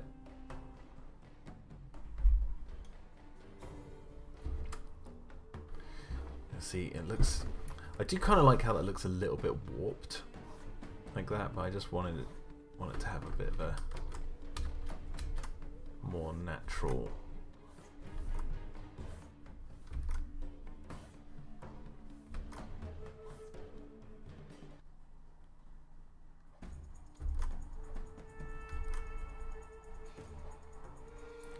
go.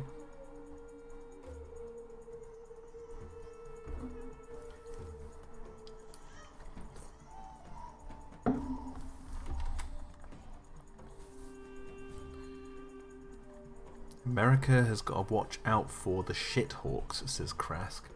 The shithawks? Who are the shithawks?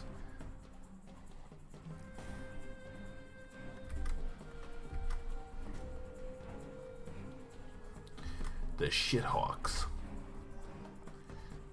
America has to look out for the shithawks.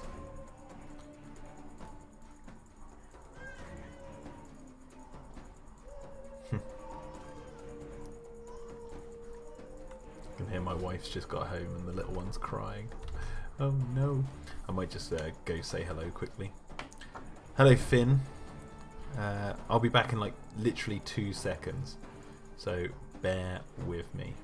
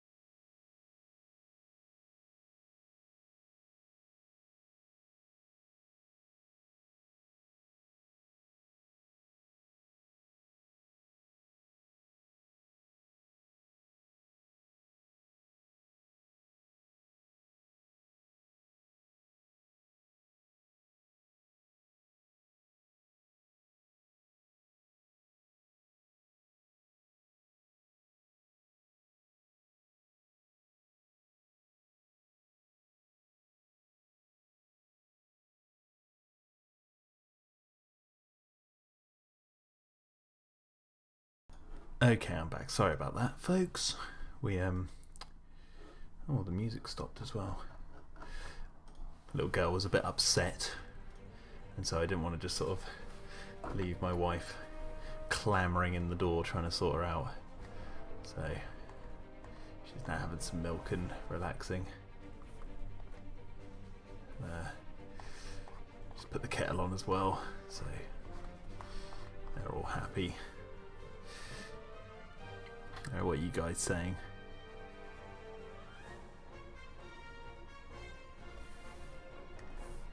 Was that a Trailer Parks Boy quote? Oh, I haven't ever really watched that, admittedly.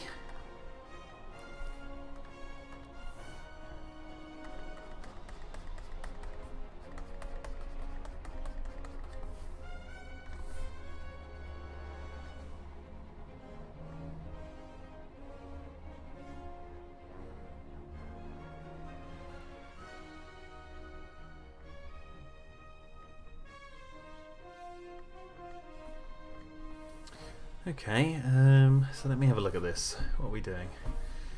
I just want to sort this wire. Oh my word, look at this. There's some pixelation going on down here. And I think the colour of the pipe is different now.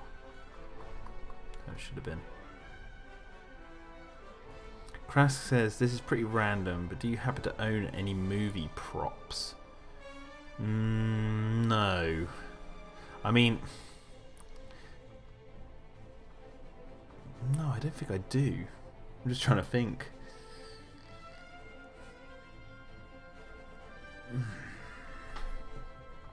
Well, no, not any movie props, but I think I showed this on a stream. The closest things I have to that sort of thing is I have an actual frame from one of the episodes of Cadillacs and Dinosaurs. So I need to go through that series and watch it and find the exact frame that I bought. Like it's the actual painted frame and background from that series. So I owned that. But that's not really a movie prop. But also, and this is kind of like just cheating a bit, but the other kind of movie props, the closest I have to movie props is the Red Rex. The Kenner Red Rex is a cast of the Stan Winston maquette. So that's close-ish of the T-Rex from Jurassic Park, and if you, it's not really a movie prop that was in the movie, but obviously I own the physical InGen list that we made for the Dinosaur Protection Group website. I know that's marketing a movie, but I made the list and I own that. That's something I made, so I don't know if that counts really, but they're like the closest I think I could get to it. I'd say the closest is the frame from Cadillacs and Dinosaurs.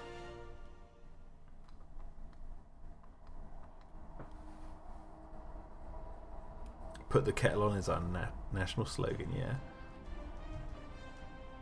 Is this the same room, just a different angle, says Big Shark? Yes, yeah. Yeah, same room, just different angle.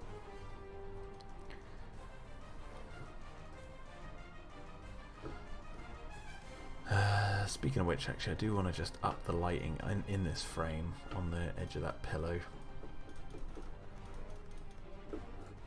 Oh wait, that doesn't work.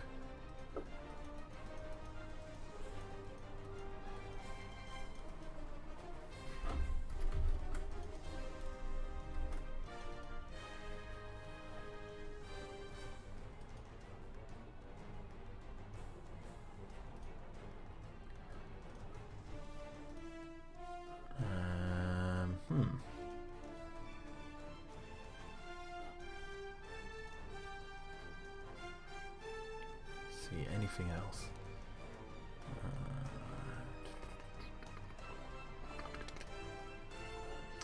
Yes, there we go. That's what I need to do. Change the lighting on that canister to the right. Big Shark says, I wonder who got injured. Well, does someone in the chat want to tell him?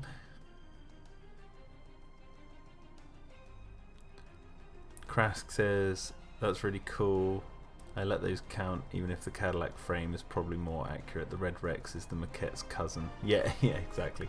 But I know what you mean, like a movie prop is something actually used on screen in a movie. I don't really have anything like that.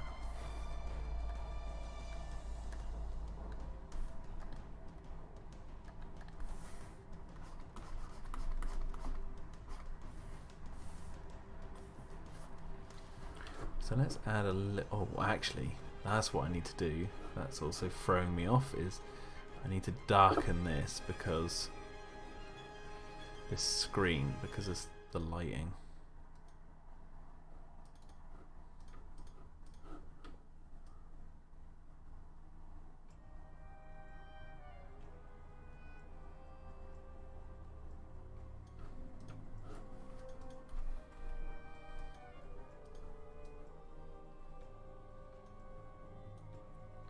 Yeah, Big Shark. It's in the file name. I said I didn't care about spoiling whose bed this is, because it's not that big a spoiler compared to what else is in episode 4. I had this big old rant about it earlier, about spoilers. Spoilers. Spoilers. Get your spoilers right here. Big Shark says, I knew she wasn't dead. Or is she dead? Is she alive? Is she just dead and they're putting her in this bed? You don't know if she's alive. She could still be dead.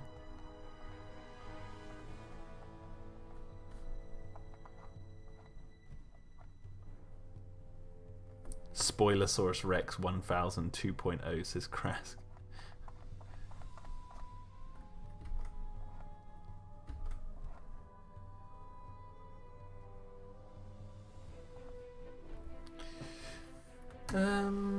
Okay, that's looking rather swish. Okay, how long we got? Okay, so I'm gonna try and do my best to do this next frame. I think I'm done with this. For now, I'll probably add a few bits of detail to this when I add the characters in this frame. But for now, I think I'm going to say that that is pretty much done.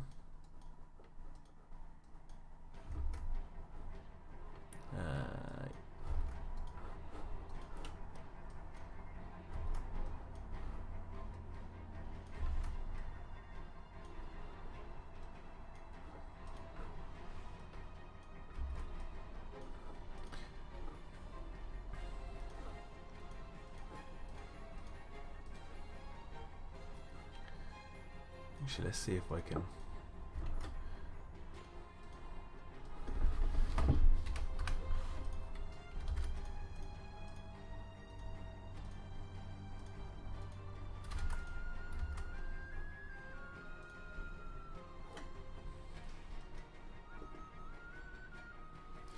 Gary says, also, why was the weather machine not working in Divine Retribution? I am not telling you anything about that.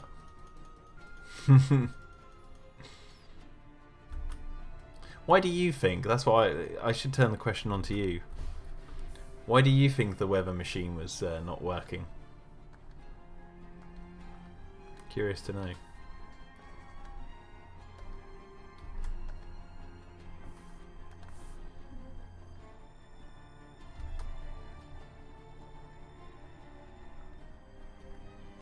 It was sabotage, it was complete chaos. Complete chaos. Krask says it was sabotage, my guess. Also, Krask says, great frame transformation complete. Yes, thank you. Okay, so I think that is where I'm going to leave this frame for now.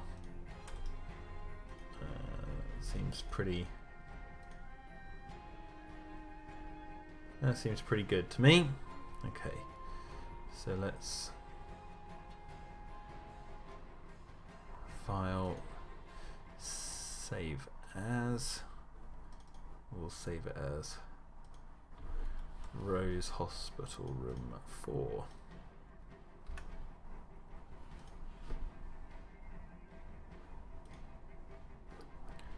Just open up Rose Hospital Room 3. What's that one?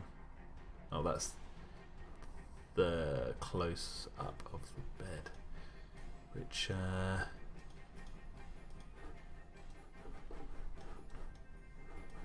do just want to darken a bit. I did this frame when I had my daughter asleep on me, so it was still a bit rough. So I actually want to use.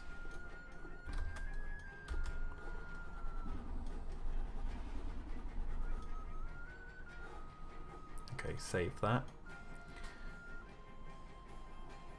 You're asking all of us, Jack? Says Gary. Yeah, anyone answer it. CJ says, "Good day, Jack. Popping in just to say the Megaraptor in front of the flag has bizarrely striking imagery. Almost makes me want a similar shot in Dominion." Yeah, Megaraptor for president, 2020. Okay, so now we're going to do something completely different. And I've already said in previous streams that the Megalosaurus is going to be in this episode. Now, before you get excited, I'm not going to be doing the Megalosaurus today, but I will be doing the background for a frame which contains the Megalosaurus, which is this frame here.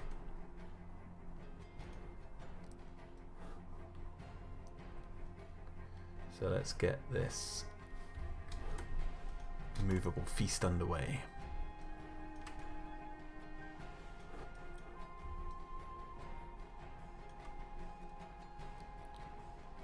Megaraptor is a true patriot. Yes, it is. There's a reason why the Megaraptor's face is orange.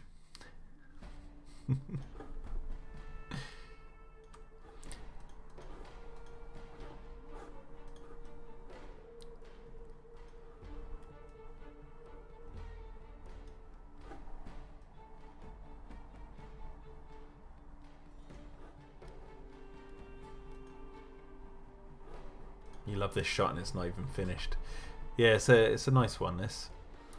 Okay, so duplicate layer. And the first thing we're going to do is actually cut out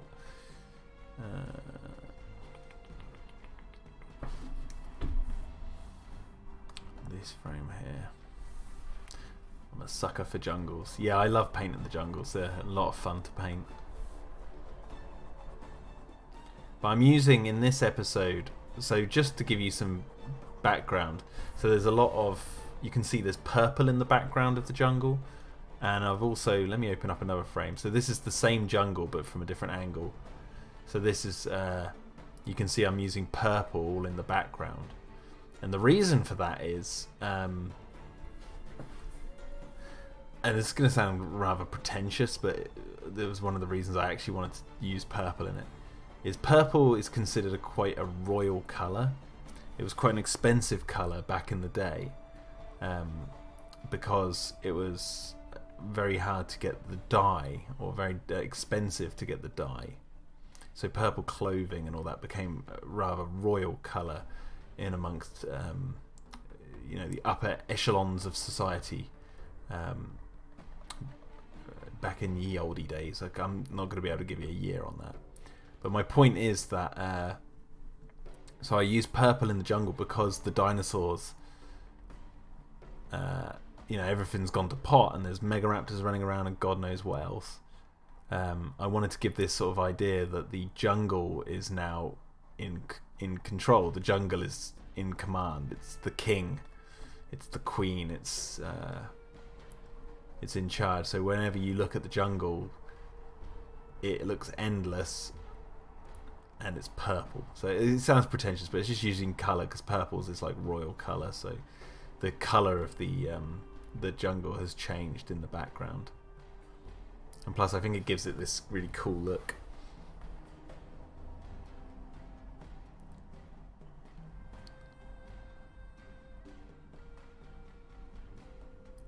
Big Shark says, the first time I watched episode 3, I literally missed the actual butterfly effect. Well, the butterfly was in the episode for actually a number of reasons.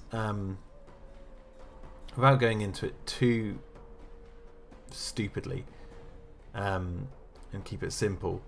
Obviously, one, it's there because it's a homage to the butterfly effect, as you just mentioned. Two, the whole situation in episode 3 is about change. So like the whole situation changes from good to bad, and that's like a metamorphosis. So you see the caterpillar at the beginning of the episode. In the middle of the episode, you see the cocoon. You see like a little blue cocoon on one of the branches, and then at the end of the episode, you see a butterfly. So it's representing a metamorphosis of change, basically. And then also, because it's Chaos Theorem's logo at the beginning is a butterfly as well. Which, that's our old company logo. We don't use it anymore, but I figured it'd be cool to use it for Dino-Defenders. Because it's quite a striking image to open the episode with that sort of butterfly in space. Kind of in that pixelated butterfly.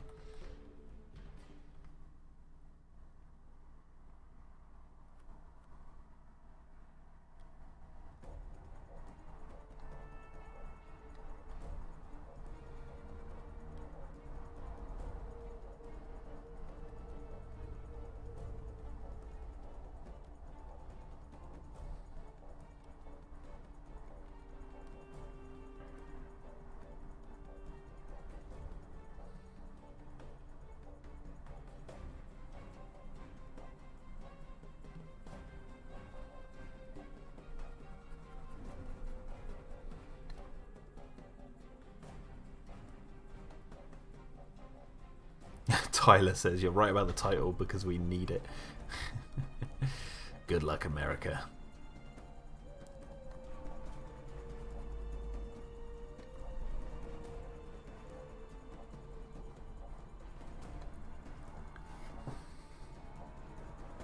Big Shark says, I hope my...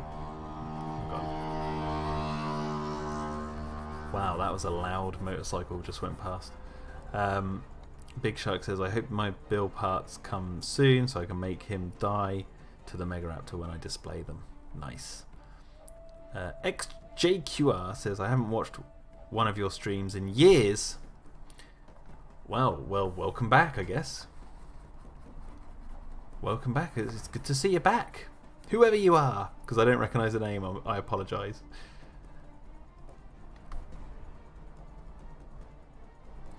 Krask says, I can almost picture the Megalosaurus already, although to be fair, I have no idea how it'll look. Very easy to see it roaming. I think you guys are either going to love or hate the Megalosaurus. I have a very bold idea for that thing. Well, one that is like a homage to something, but I kind of like it, and I wanted to do it.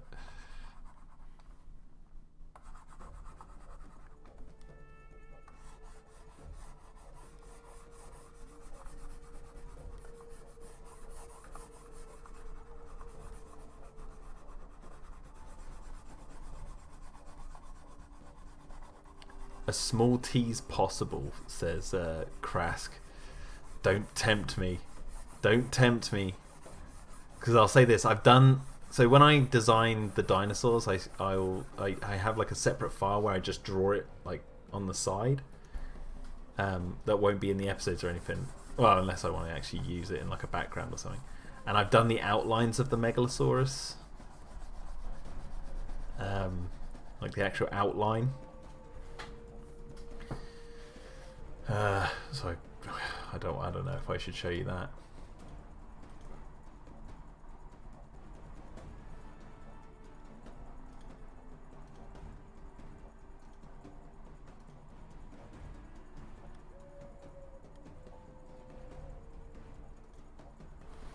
I don't know, what am I doing?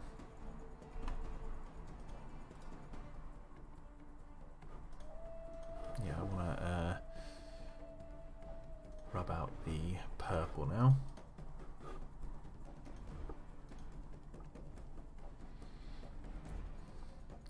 That bit in Divine Retribution, says CJ Sears, where we first see the storm clouds, was such a great they're in for it now moment. Such a fantastic episode. Oh, thank you, man. It's very kind of you to say.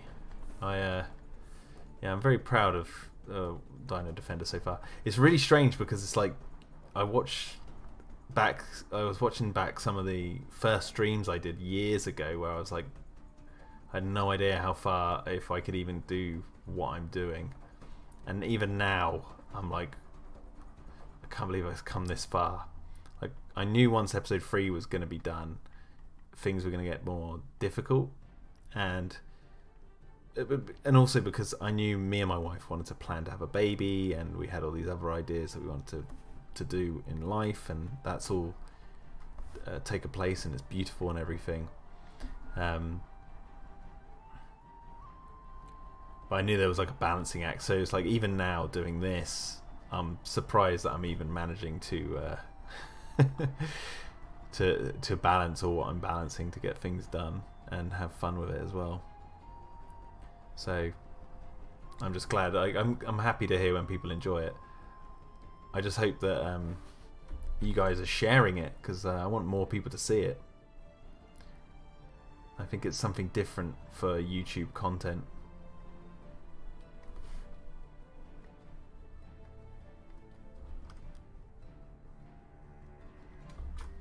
You haven't seen the Megaraptor in about 2 years, says Big Shark. Yeah, that is true. No, Megalosaurus, sorry.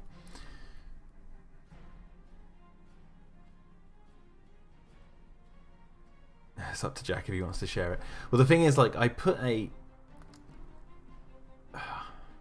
1 second, let me see. I'm not going to put it up, but let me remove Photoshop from you guys, your view. Let me open up the file. I want to just see how spoilery is this.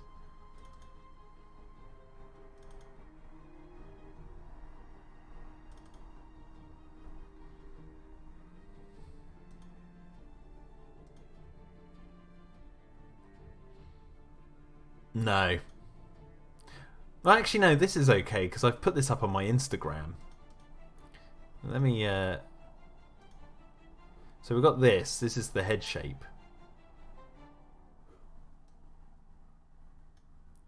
But as you can see, probably over on the side here, there's an M and an F. And now I'll get rid of that. Because I think that's enough of a tease.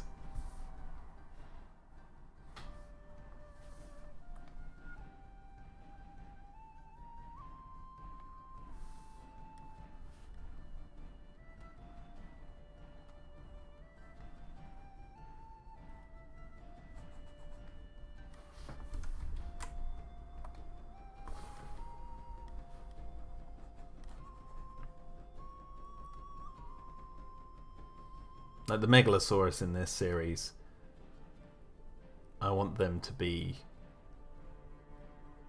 the big meanies. Like, oh, you don't want to mess with those. And even though the Megaraptor's bad enough.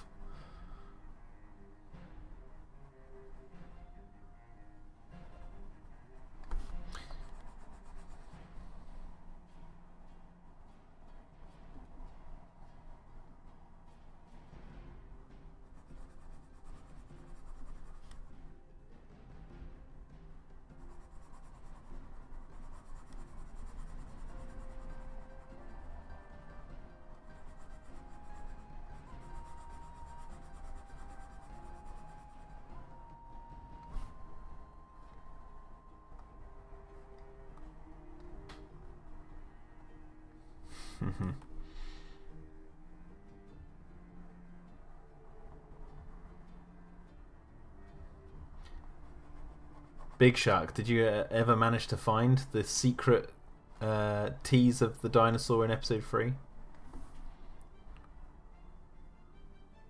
Gary Five says, was the Megalosaurus originally supposed to be the antagonist dino? No, that was always the Megaraptor. But it's difficult without going into spoilers. Like the Megalosaurus still has a big presence in episodes 4 and 5.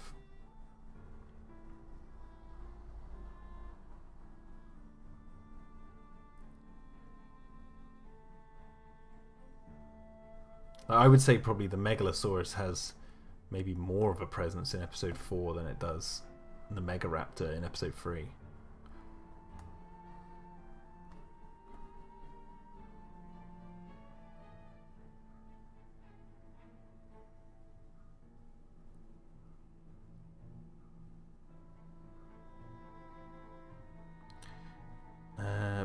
Big Shark says, I think I did, but I'm not sure.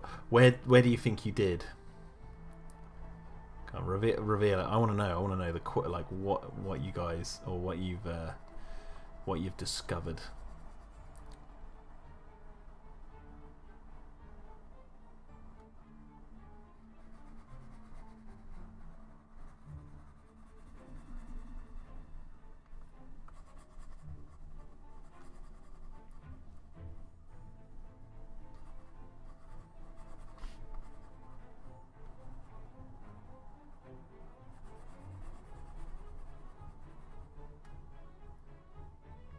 Big Shark 9000 says, I focused on the lab and on Greg's camera room. Okay, I'll say this. It's not there. It's not in those shots. And I'll give you another clue. I'll give you a clue, right? It's animated. There's an animated dino. So it's a tease, right? So it's not gonna, you're not going to see the head or anything. But there's another dinosaur. You just see a brief glimpse of a part of it. Very quickly in one of the shots. So yeah, okay, I don't think you've found it. It's not in the lab, and it's not in Greg's camera.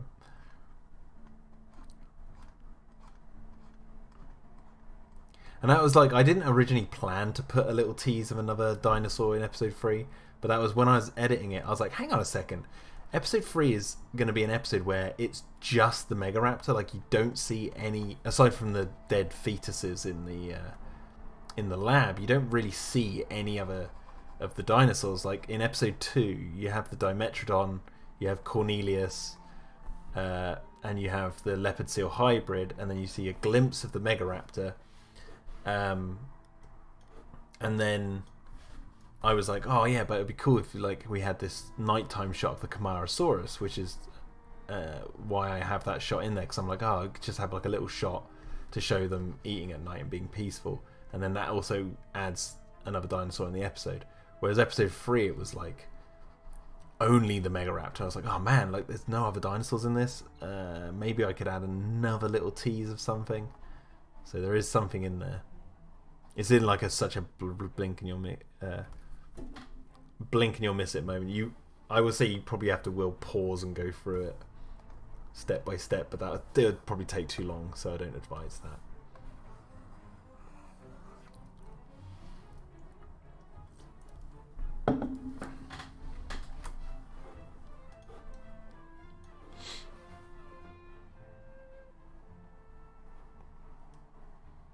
You found the Megalosaurus skull interesting. Mm-hmm.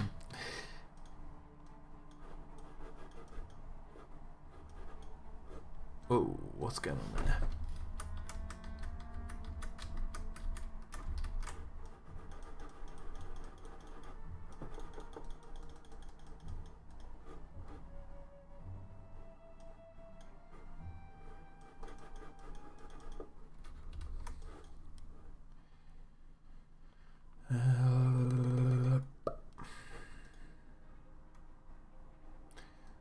That's my new favourite sound, that is.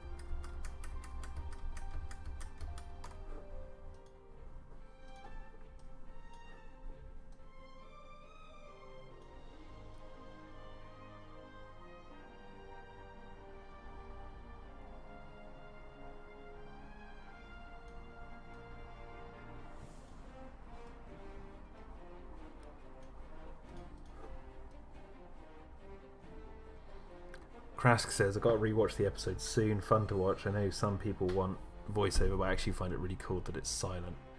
Yeah, thanks, man. That's good. I like it so the music tells the story. That's why I like the silence.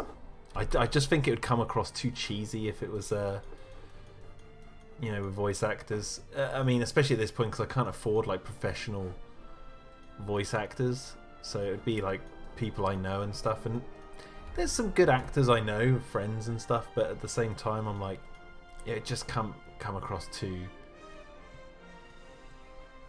amateurish, I think. So I'm glad I went the way I did.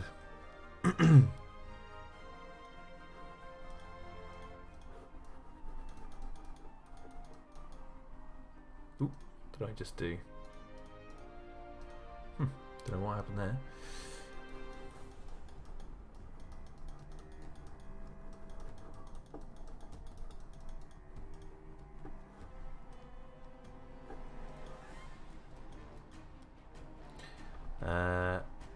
Krask also says, I know you're settling in on the colour, but for a second it looked like a rave was going on in the jungle. And yeah, the music is so good. I really love the music in episode 3. Yeah, episode 3 is so the music's awesome. Freaky Boy says, okay, I'll be off now. Been a good stream. See you all later next week. See you later, Freaky Boy. Cheers for coming. Big Shark 9 Fun says, so why does Turner have that sword framed, or is it going to be brought up in the future? No, I can talk about that. That's not really a prop that's going to be brought up in the future. It's just it's like a knife that is character building, so it's like something he treasured that's just on the side, like it's this knife to show that he treasured it for whatever reason, it's just sort of like costume design in a way, if you look at it like that.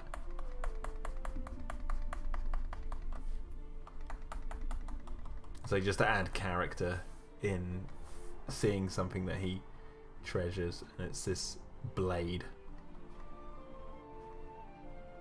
But yeah, it's not going to come up in any. It's not important to the story aside from just costume design. CJ says the score is one of my favourite aspects of the series. I'm no music guy, but I know what I like. Well, see, that was one of the other things about this series that I was really concerned about when I first started doing it. I was like, it's all very good doing these paintings and getting the detail down and getting the story and all that sort of stuff. That's all great, but if the music doesn't work, if the music doesn't sound good enough for my liking, or good enough for what I'm trying to do with this show, it won't work. And just thank God Luke came along and it's just knocked it out of the park. He's so good.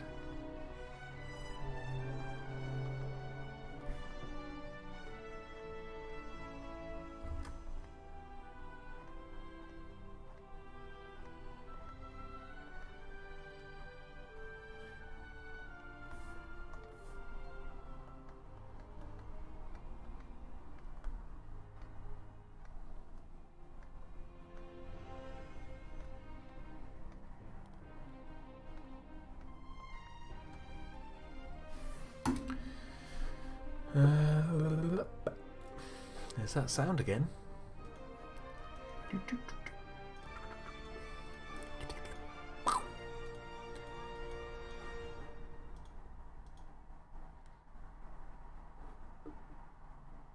Ex-military or mercenary work. Yeah, it's that kind of thing. It's like it gives a hint at like a potential past that he lived.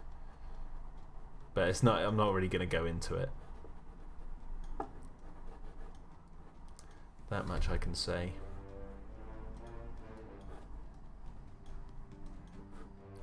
So now I want to cut this tree that's towards the front here out.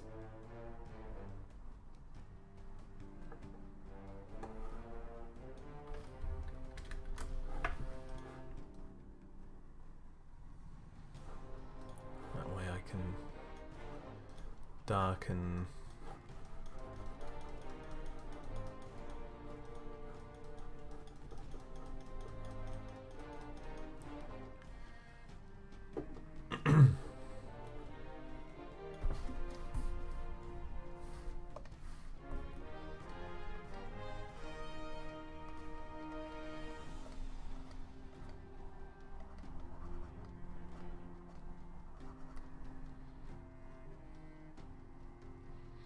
Crash says, you think you'll end up referencing impact tremors in this show, or would that be way too on the nose?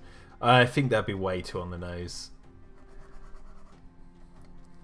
I'll actually say this with some confidence, actually. I think, obviously, aside from the visuals of a base in a jungle with these sort of fences and people with dinosaurs, I think the Jurassic Park references are basically done now. Like, because the rest of the show is very different.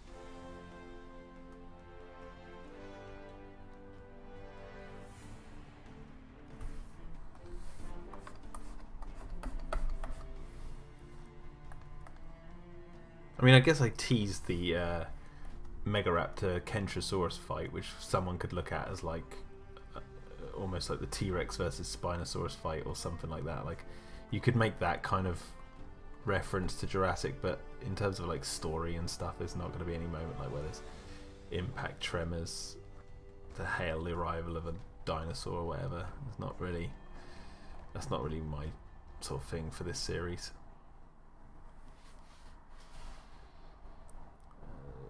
Krask says, yeah, I agree. It's for the best. Allow DDX to carve its own path, and you've definitely done that so far. Thank you. Krask also says, although in my head I could imagine Megalosaurus' feet being pretty scary sounding if I was lost in that jungle. Gary says, I know you say no to this, but I got a line for you. Why are they opening those gates for? Big Shark asks, are there going to be extra characters in 4, as in characters we haven't seen yet? No, episode 4 doesn't have any extra characters, but episode 5 there'll be a couple of like little extra characters who we haven't seen before.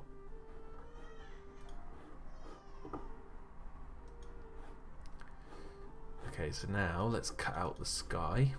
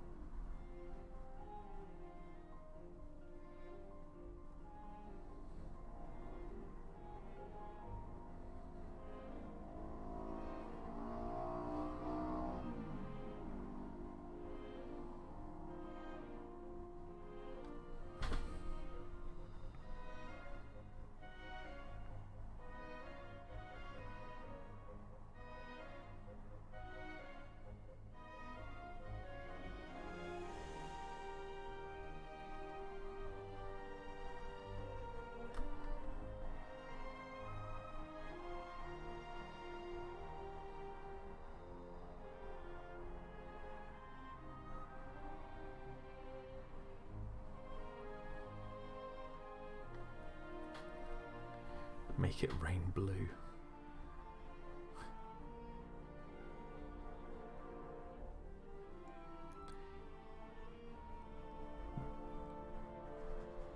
There will be. I've been thinking there will be rain in it.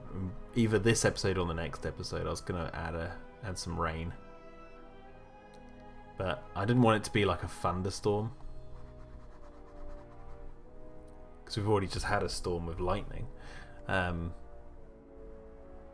But more like just overcast with rain.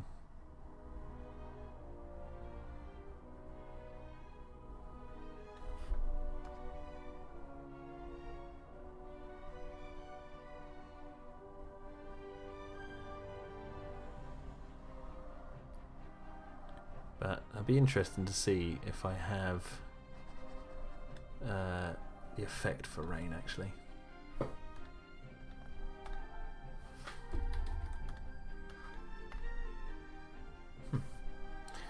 Okay.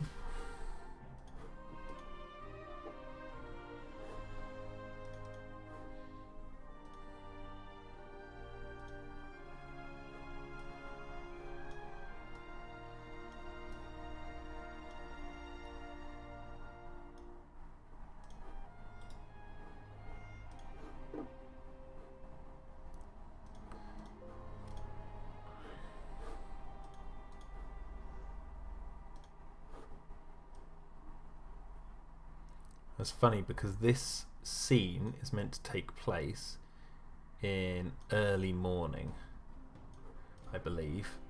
I think if I open up the file, it says down there, look, early morning.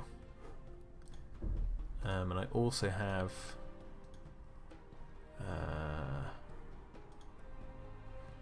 where is it? Got this frame, which is from the opposite angle. So actually, here you go, give you some geography. So over here you can see this is looking down the path. You can't really see the marker, but looking down the path, you can't even see that marker. What's going on? Let's get the red. So you're looking down the path that way here, and if you look over here you can see the crashed base, which if I open up another background, which I haven't done yet, you've got the base here all smashed up, and this craney bit here, right here, is that bit there. So you were just on the road behind all this, and that's where the Megalosaurus are going to make their appearance. But yeah, I've got loads of backgrounds to do. I've got that one, I've got this one, I've got this one to do, which you see this tree here is that tree there. And then we've got this frame, which I haven't finished yet. I don't know, did I do that frame? I can't remember now. And then we've got this frame, which looks like a mess, a hot mess. We obviously got this frame I showed a minute ago. Got and then this frame, which is like a wide angle of the base all destroyed. So we've got a lot to do. We've got a lot to do. Krask says, without spoiling anything, how definitive do you think the ending will be? Will it be left sort of open like JP1 film, or conclusive like the JP1 book? I'm gonna say it's gonna have a proper ending, but there might be room for. Well, there will be room for a sequel. I could easily write a sequel. I could easily do one. Let's put it that way. But I might make it so this definitely has an end. So if I never make a sequel, it will still be a complete story. I don't like the idea of having like some sort of open ending where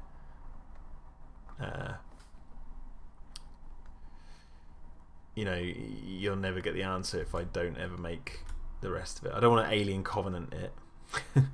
if Disney don't ever make another Alien film that finishes David's story, then that'll be like that, won't it?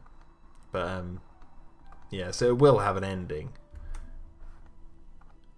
But if I ever wanted to do a sequel, then yes, I definitely could do it.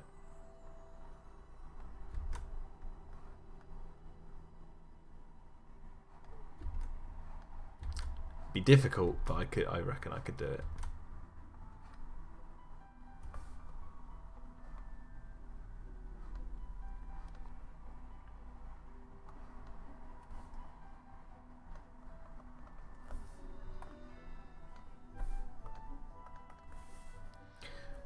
Big Shark, thank you so much for the $6 super chat.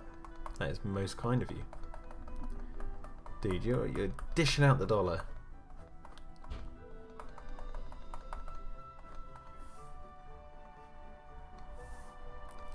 Dishing out the moolah.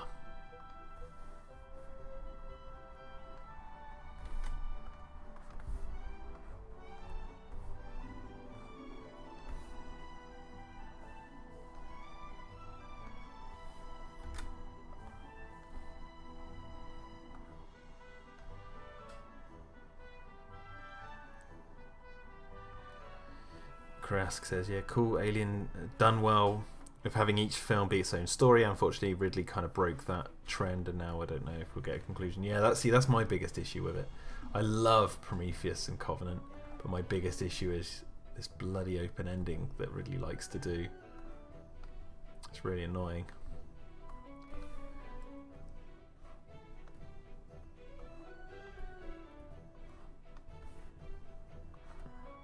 It's like if Covenant was a standalone film, then sure, the ending could work because it's like a dark ending, like, oh, the villain won.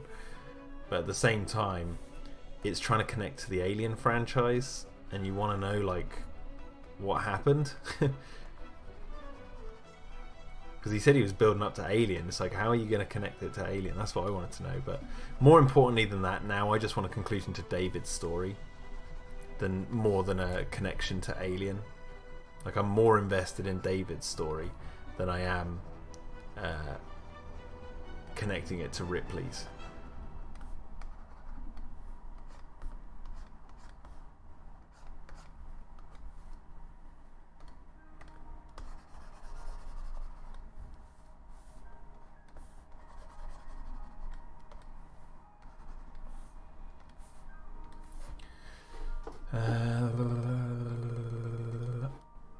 Let's now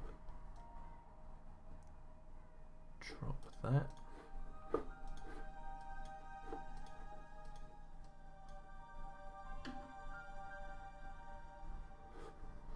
Was Covenant the first cliffhanger in the series? No, I would say that was Prometheus was kind of a cliffhanger.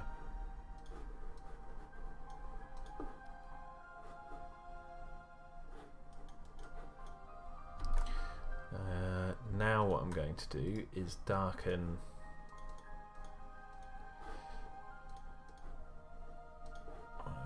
change the colour.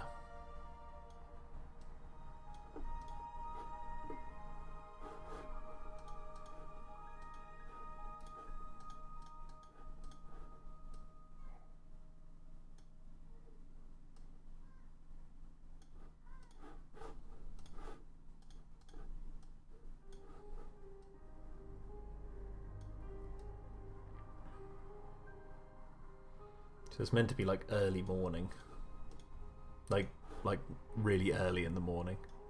The sun hasn't even risen properly yet, or it has, but it's like really low in the sky.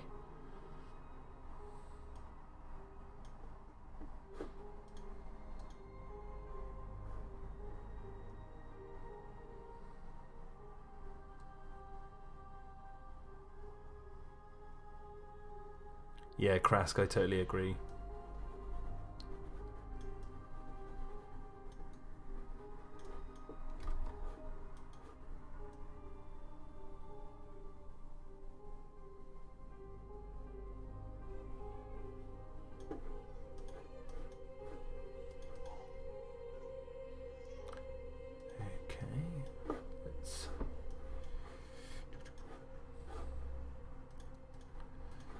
Darken this up.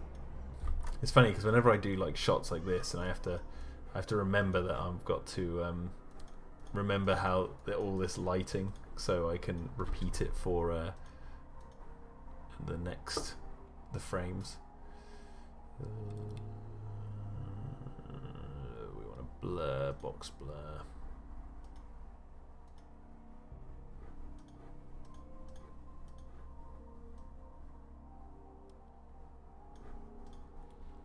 Moody.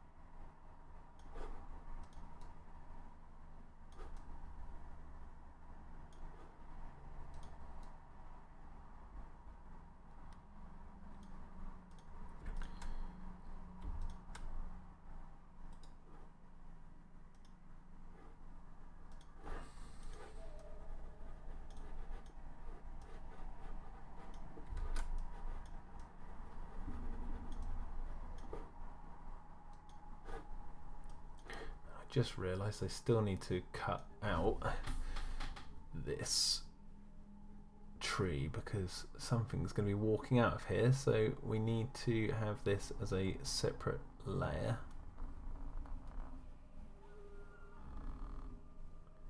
We'll even have that as well if we can do it.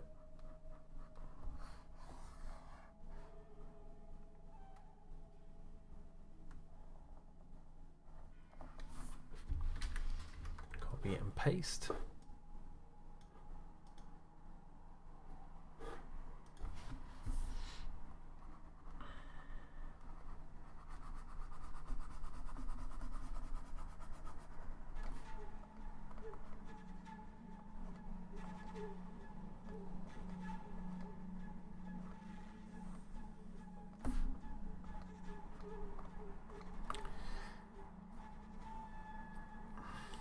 We'd love to see War of the Worlds, says Big Shark 9000. Which one? Crash says also, I was more referring to the older films, considering Prometheus and Covenant are also closely wrapped up together. Yeah, yeah, there wasn't really the closest thing, I guess, to a cliffhanger they had in the original Alien films was right at the end credits of Aliens. You could hear a facehugger running around. Guess that was the closest they had. Krask says, lol, episode 5 is going to end with the Megaraptor switching places with Rose David style and taking the surviving dino embryos with him. Gary 5 says, wait a minute, are we in or outside the paddock? We're outside.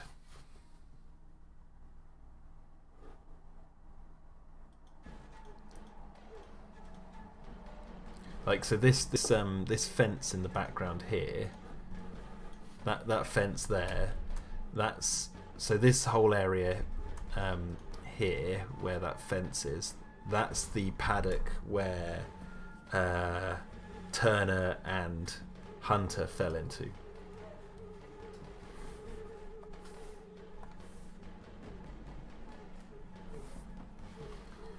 Okay, so I'm going to save that layer as tree.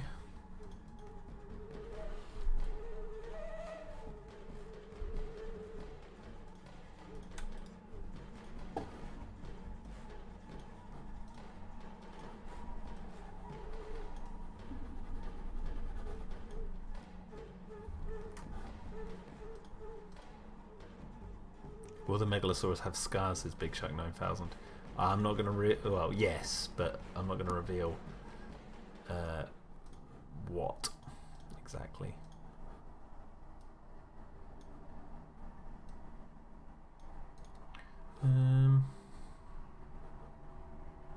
Oh, I need to... Okay, so I've only got half an hour left of the stream. I need to do something quickly. Episode 3, I need to get a background. I need to steal a background for this. That would be this one. And that would be this. Steal that background. That's going to go in the distance here.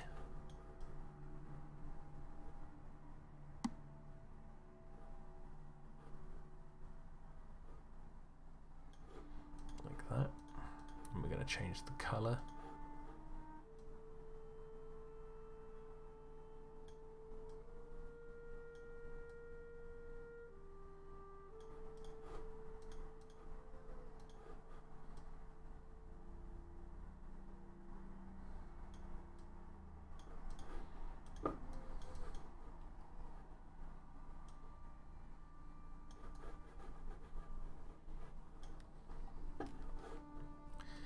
Sweet.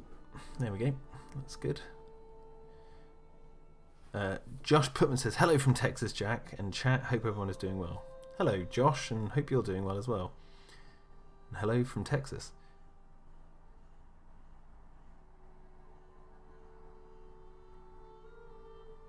Did you see the recent War of the Worlds remake on BBC? Says Krask. No, I didn't actually. I really want to do it. Gary5 says, so Turner's gonna die? Big Chuck says, maybe I would worry about Hunter. Krask also says, also Jack, have you seen Raised by Wolves, Ridley Scott's show on HBO? No, but my friend has been watching it and saying it's really good. Said it could be in the Alien universe almost, the way it is. Okay, so now let's get this level and let's add a gradient overlay.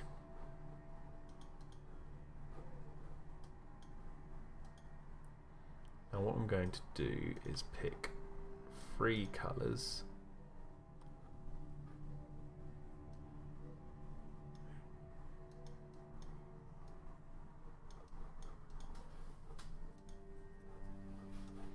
This is how we do morning time.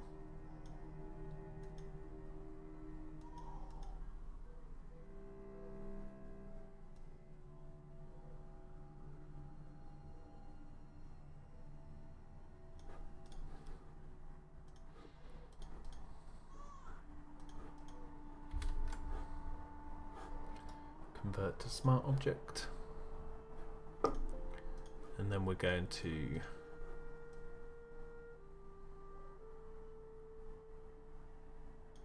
darken.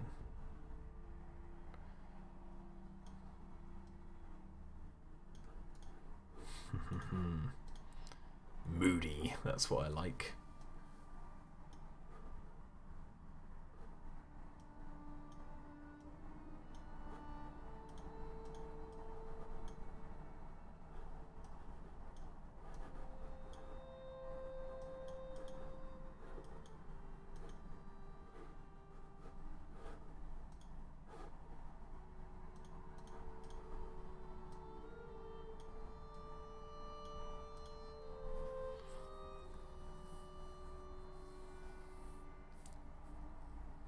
Big Shark says, do you remember back in old films when sauropods would eat people?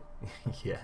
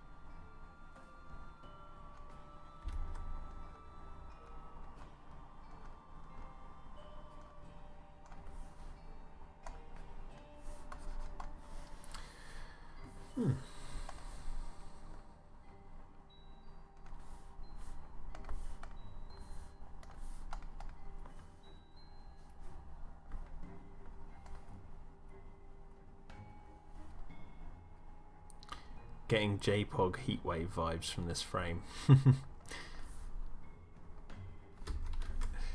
That's cool. Yeah, I wanted to create a very moody morning.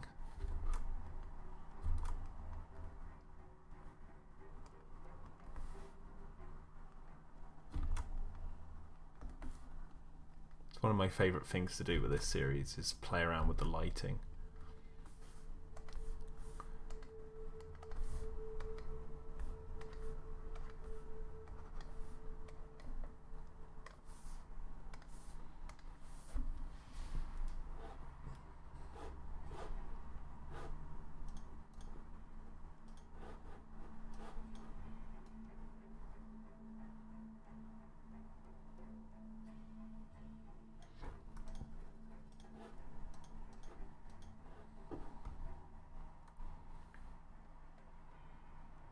CJ says, I've always liked that harsh red background during the Rex boat chase from Rampage Edition. This frame reminds me of that a bit.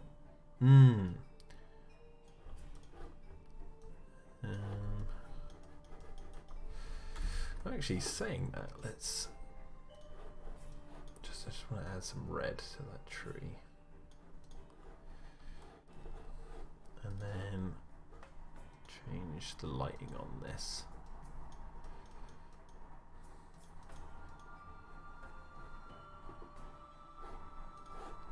Might even change this to be dark.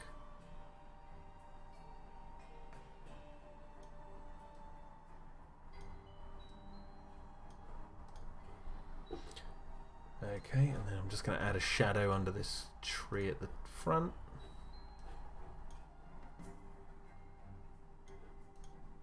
So for example, let me merge those. So now the tree here is part of the bars.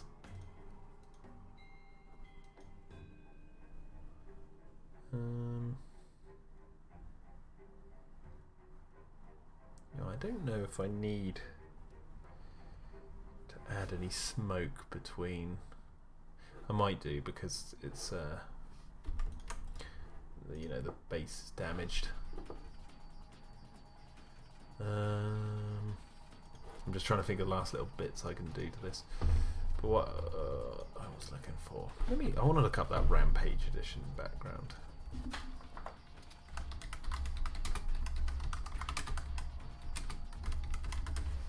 I want to see what you were talking about. Yeah. Like almost burning forest.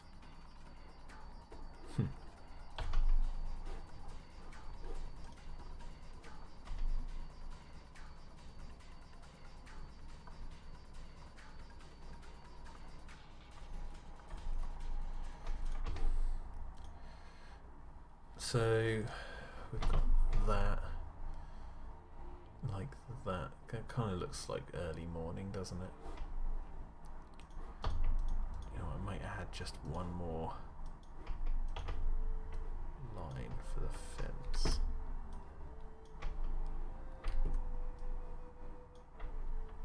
But blur it. It's meant to be in the background.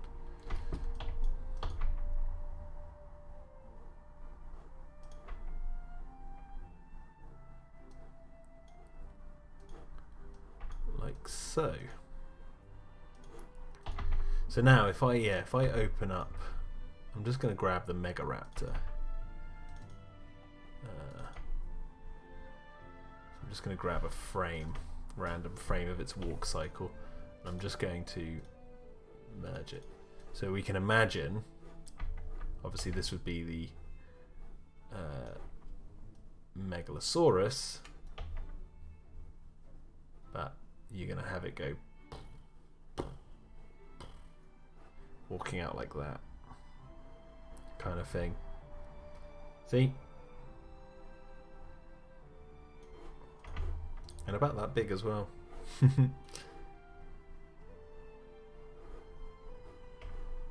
yeah, so you got the layers there. So if it walks, when I animate it, it'll walk out like so. Anyway, I think that if I save that as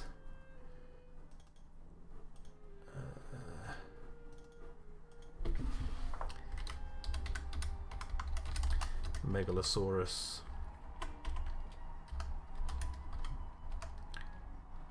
side edit.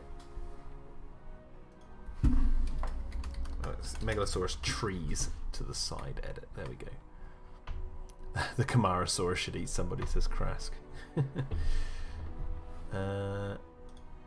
Okay, so now what I want to do is get rid of that.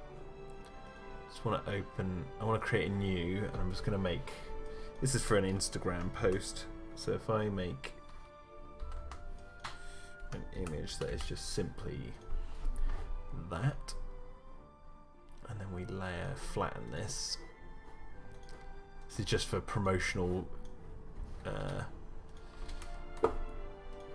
stuff, so if I grab, don't want it to be that.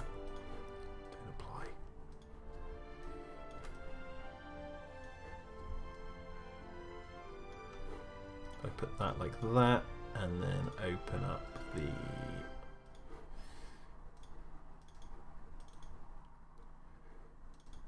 frame I was working on. See, look how that started. Oh my word.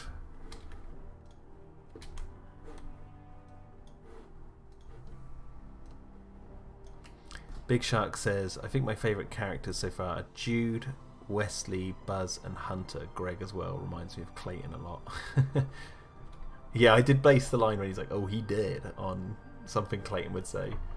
But Greg is definitely not Clayton. Let me put it this way. Let me put it that way.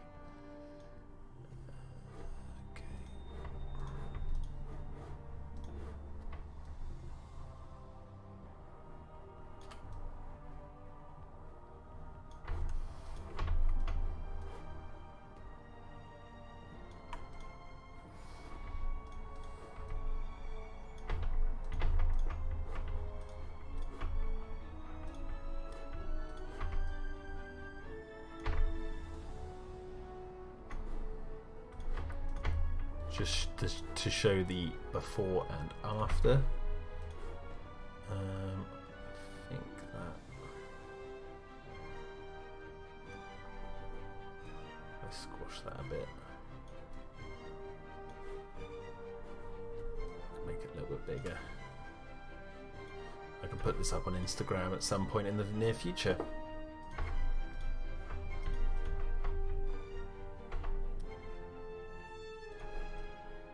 Move that up a little bit and then add a black bar in between. Split it up.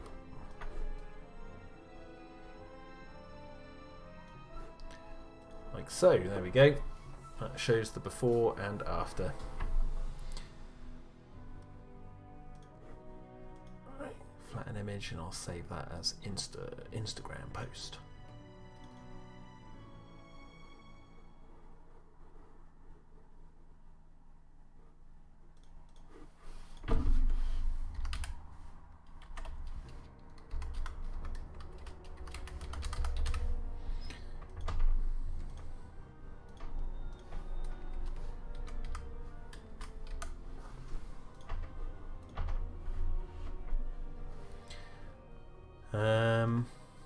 Gary says, let them fight. I've always loved that line. No, this time we're going to join the fight. Nice. Let's hope they have weapons. Yeah, well, we're going to have to wait and see. So, that is that frame finished, or at least the background. We've got, oh actually, God, tree-sided it. It's just one little tweak I want to make. And then I'm probably going to end the stream there. Just wanted to change the lighting on that little bit there. That looks much better. Let's just also add a bit of a tree here.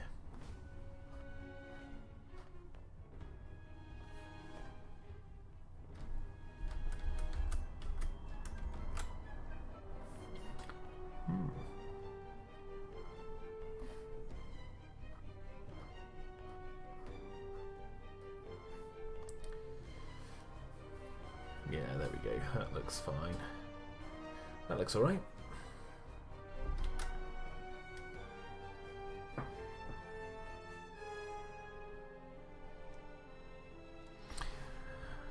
Okay, right. I'm done. I think that's good for today. So save on that. So we did this frame and we did this one. Two very starkly different frames. One very blue and clinical, and one the Megalosaurus. Well, now I want to change some of this. I want to darken the floor a bit more, and that side of the bed. And let me just change some of the exposure. Krask says, any chance for small misconceptions before leaving? Always enjoyed hearing that stuff. No problem if not, if possible. Okay, so we've got 10 minutes. I'll just so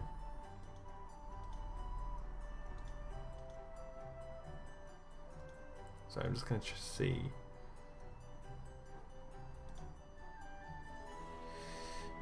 I think I liked the lighting before. I can edit.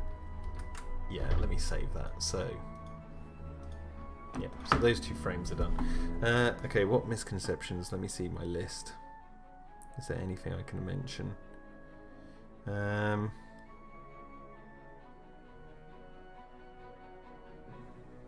Okay, this is a very brief one.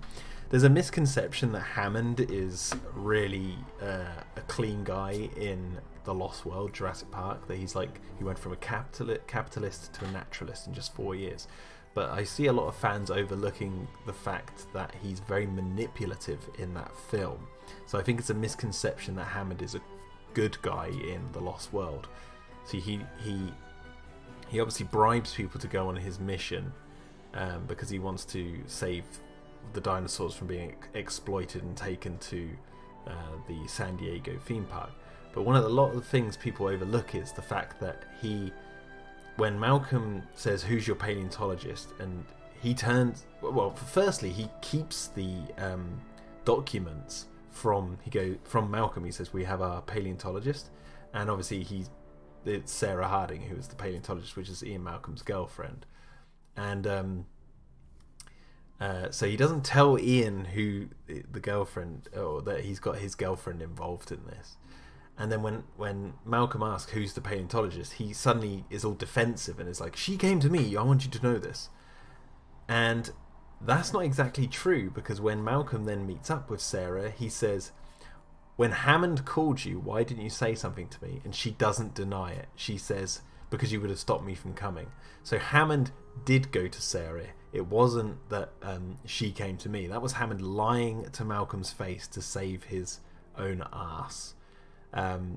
Because he's manipulating Malcolm into going, and he contacted Sarah because he knew she would be frothing at the mouth to go. So that whole speech he gives to Malcolm where he's like, "She's a Diane Fossey," like she thinks she's Diane Fossey and all this, and she couldn't bear a strain, she had to get to the island. All of that is a load of nonsense.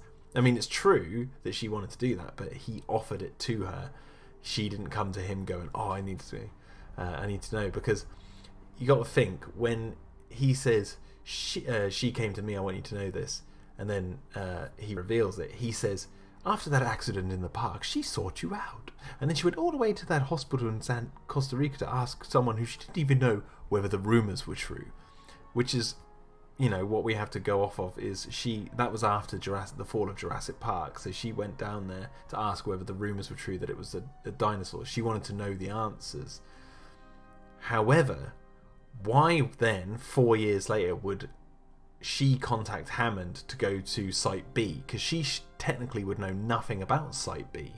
No one knew about it. It was a big secret that they were cloning dinosaurs on that island. So Hammond went to Sarah to get her to go to the island because he knew he needed Malcolm, and he wanted Sarah to be to document it. But basically the misconception is that Hammond is a good guy. No, he's very manipulative. He always is and always will be, because he has a goal he wants to get to, and he'll do anything to get there. He'll buy people off. He'll lie to people like Malcolm, who he has no right to lie to Malcolm whatsoever, because he's put that guy through hell and back. It's even amazing that Malcolm's agreeing to come to his mansion after he's been summoned.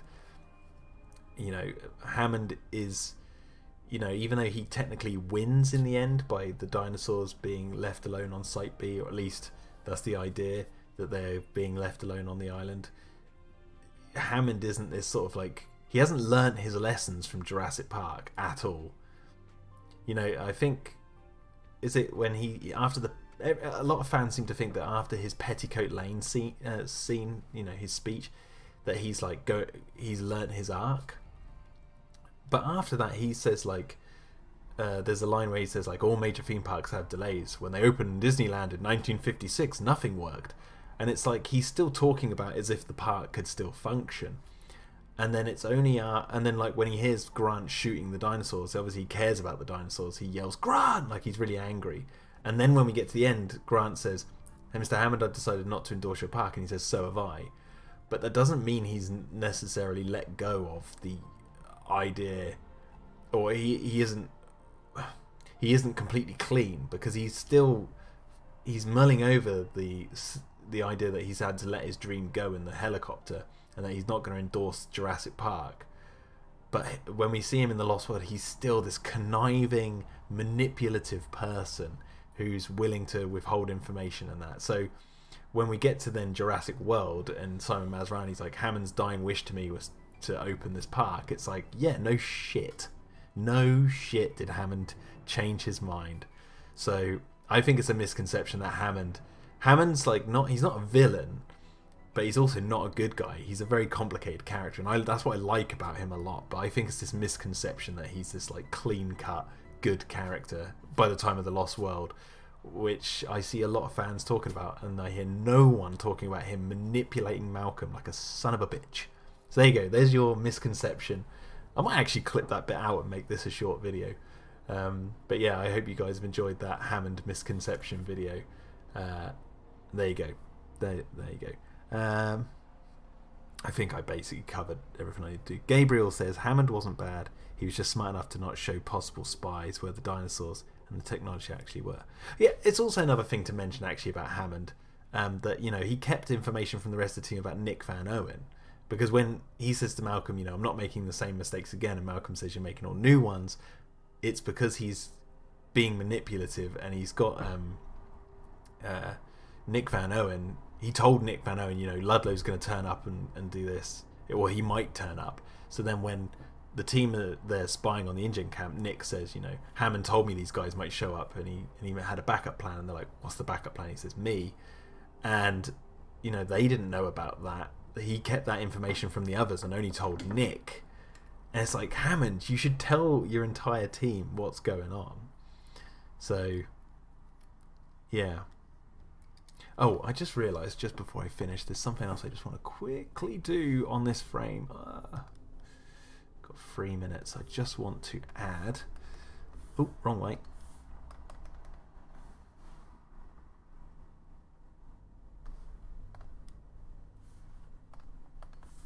Just want to add some very light...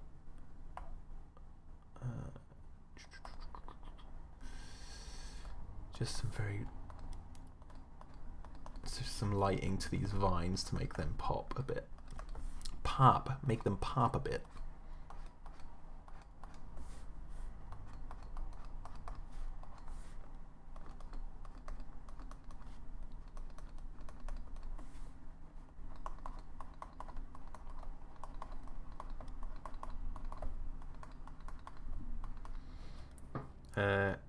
Crass says he definitely didn't learn his lessons, and unfortunately his nephew is even worse.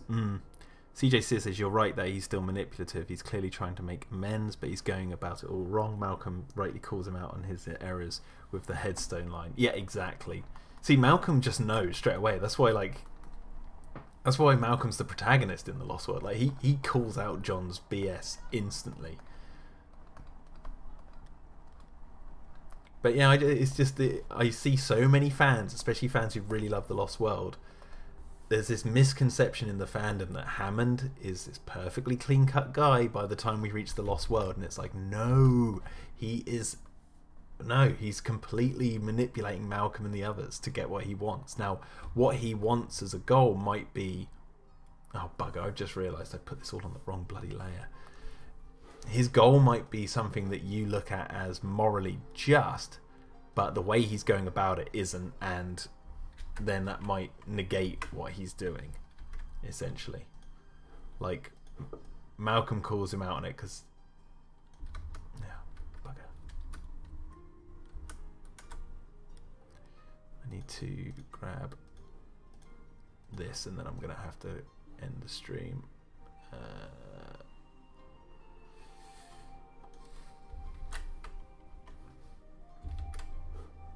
Oh my god, what's wrong with me? Copy, delete. There we go. Or paste. Can't believe I put it on the wrong bloomin' layer.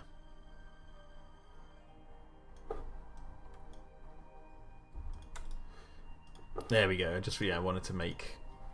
I know I did the Instagram post or whatever, but I'll put this on there another time. Hammond wanted dinosaurs to exist again. He just didn't want the people to be in danger because of it. Yeah, exactly. If Hammond was in D&D, he might have considered a chaotic good. Yeah. Scotty Durking says, Malcolm says to Sarah, when Hammond called you, even though Hammond claims she came to him, does Malcolm just assume that Hammond lied about Sarah coming to him? Yeah, that's what I'm saying. I think Hammond did lie because Sarah, one, doesn't deny it when Malcolm brings it up. He doesn't go, when Hammond called you, why didn't you say something to me? She didn't turn around and go, Hammond didn't call me. I went to him, Ian. She went, because you would tie me to the bed. Like, she confirms that Hammond called her. And also, why would she seek Hammond out to go to Site B if she didn't know about Site B? Like, everyone thought the dinosaurs were dead. Like, why would she suddenly, randomly out of the blue, 4 years after the fall of Jurassic Park, call Hammond and be like, yeah, I want to go to this other island that no one knows about, even Ian, who went to Jurassic Park. So, yeah. Hammond lied to Malcolm about that, and he really was defensive about it. Anyway, I've got to stop drawing and I've got to finish this stream. Okay. Save. Alright. There you go. Thank you for watching. That was the Hammond misconception. Thank you, Zul. He says, I just returned to tell you if you wanted to see the new Rex version 4, check Discord in a few seconds. I will do. Yeah, anyway, guys, thank you so much for watching, and I will see you maybe on not on Friday, maybe on Sunday, but yeah, anyway, good luck, America. I'll be watching. It's going to be fun. I will see you guys later. Bye bye.